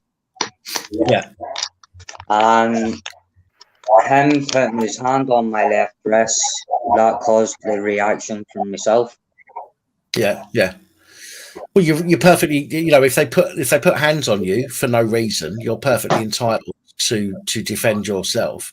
With the stories that come out, you know, especially recently with what the police are like, you don't know for a fact that they're not going to do something to you. You know, you don't know that they're going to assault you. You don't know that you're not in danger. So, therefore, a little tip there: if a hand comes over your shoulder and the elbow is as far as your shoulder, that means their head is perfectly in line for a back elbow shot. It lines well up within your perfectly. rights to do it. And providing that's all you do. Yeah, you know, it has to be reasonable and proportionate. Yeah, remember, reasonable and proportionate. So if somebody comes up from behind you, goes to grab you, and you crack them in the face with your elbow, although it's not going to get looked at, although it's not going to be looked upon as being particularly nice thing to do, you are within your rights to do it. It's when you stop. It's once you've elbowed them, then you turn around and start stamping on them. Is when it becomes excessive, which is what the police do. But a single deflective shot or a preemptive strike, for example, on its own is in law a permittable defence. Yeah, it's like the one when they do the hard stance shove. I mean, you kick that leg out that's got all their weight on it. I'll tell you, they go down like a sack of shit, but it's not a reasonable defence because all they've done is pushed. I know. Everybody kicks a leg from behind. Don't kick it from in front. Just below the knee. Just below the knee, yeah. Makes their leg. Told you the other weekend I was trained, didn't I?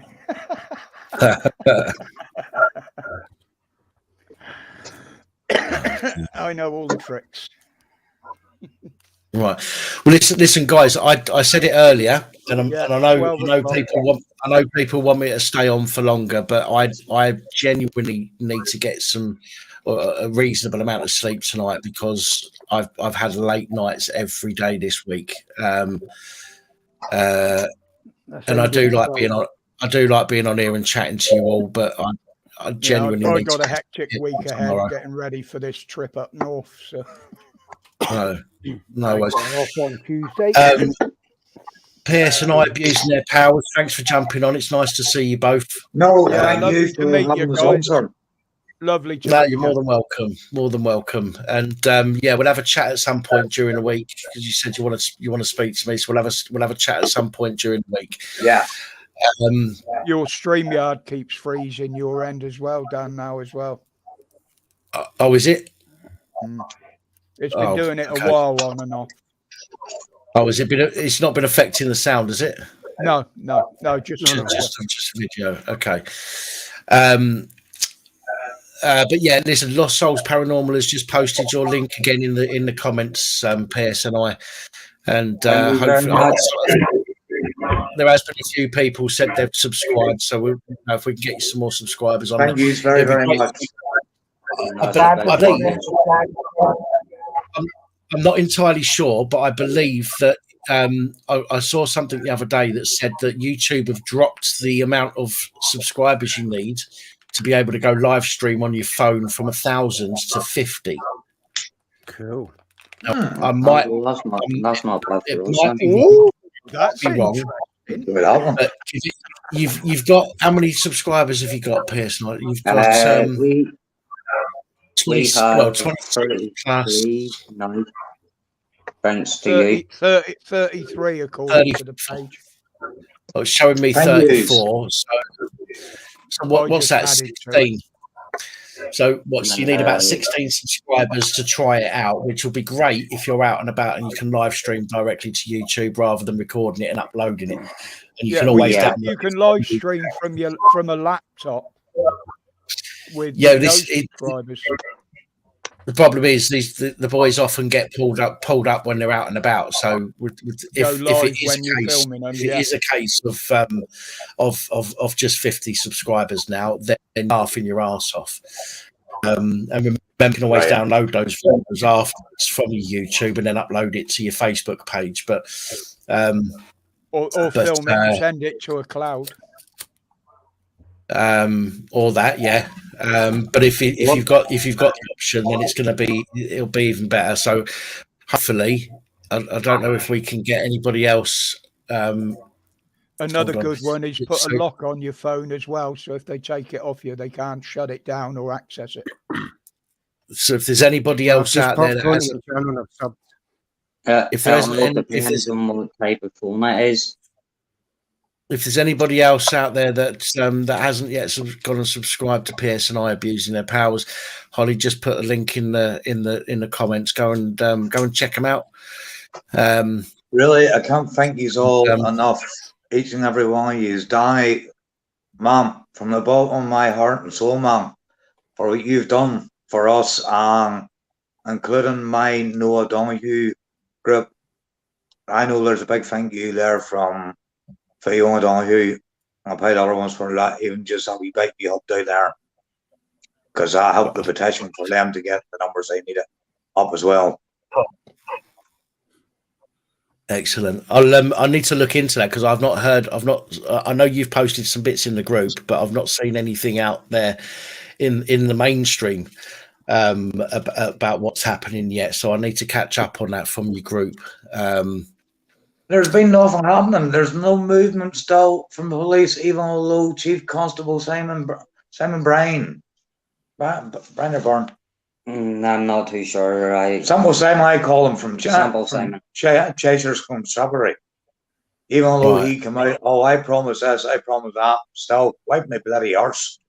That we have to say good night to Tiff.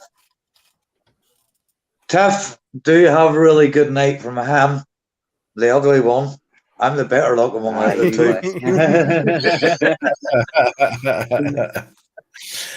Thank you very, very much. Have a good night for him. She'll be sliding off her bed. Anyway, sorry about that, boys. Don't mean to embarrass you. Doesn't embarrass me. That'll be a hard job. I've been to Liverpool. Right, Nikki, I saw you calling my name a minute ago in the comments. What's up, my lovely? Creep. Yeah, nothing wrong with that.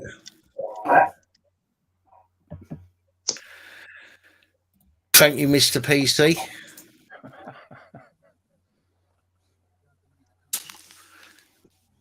So, sorry, Dan, I just noticed in the comments there. Right. Sorry, who was it?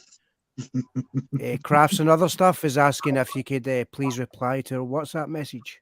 Yeah, they did ask me to pass it on the other day on my channel, and I did text you that they were trying to get in touch. You did indeed. I saw that message, Roger. I'm just trying to catch up with everything else at the moment as well. So I will have a look. I will have a look at some crafts and other stuff. I will check it out.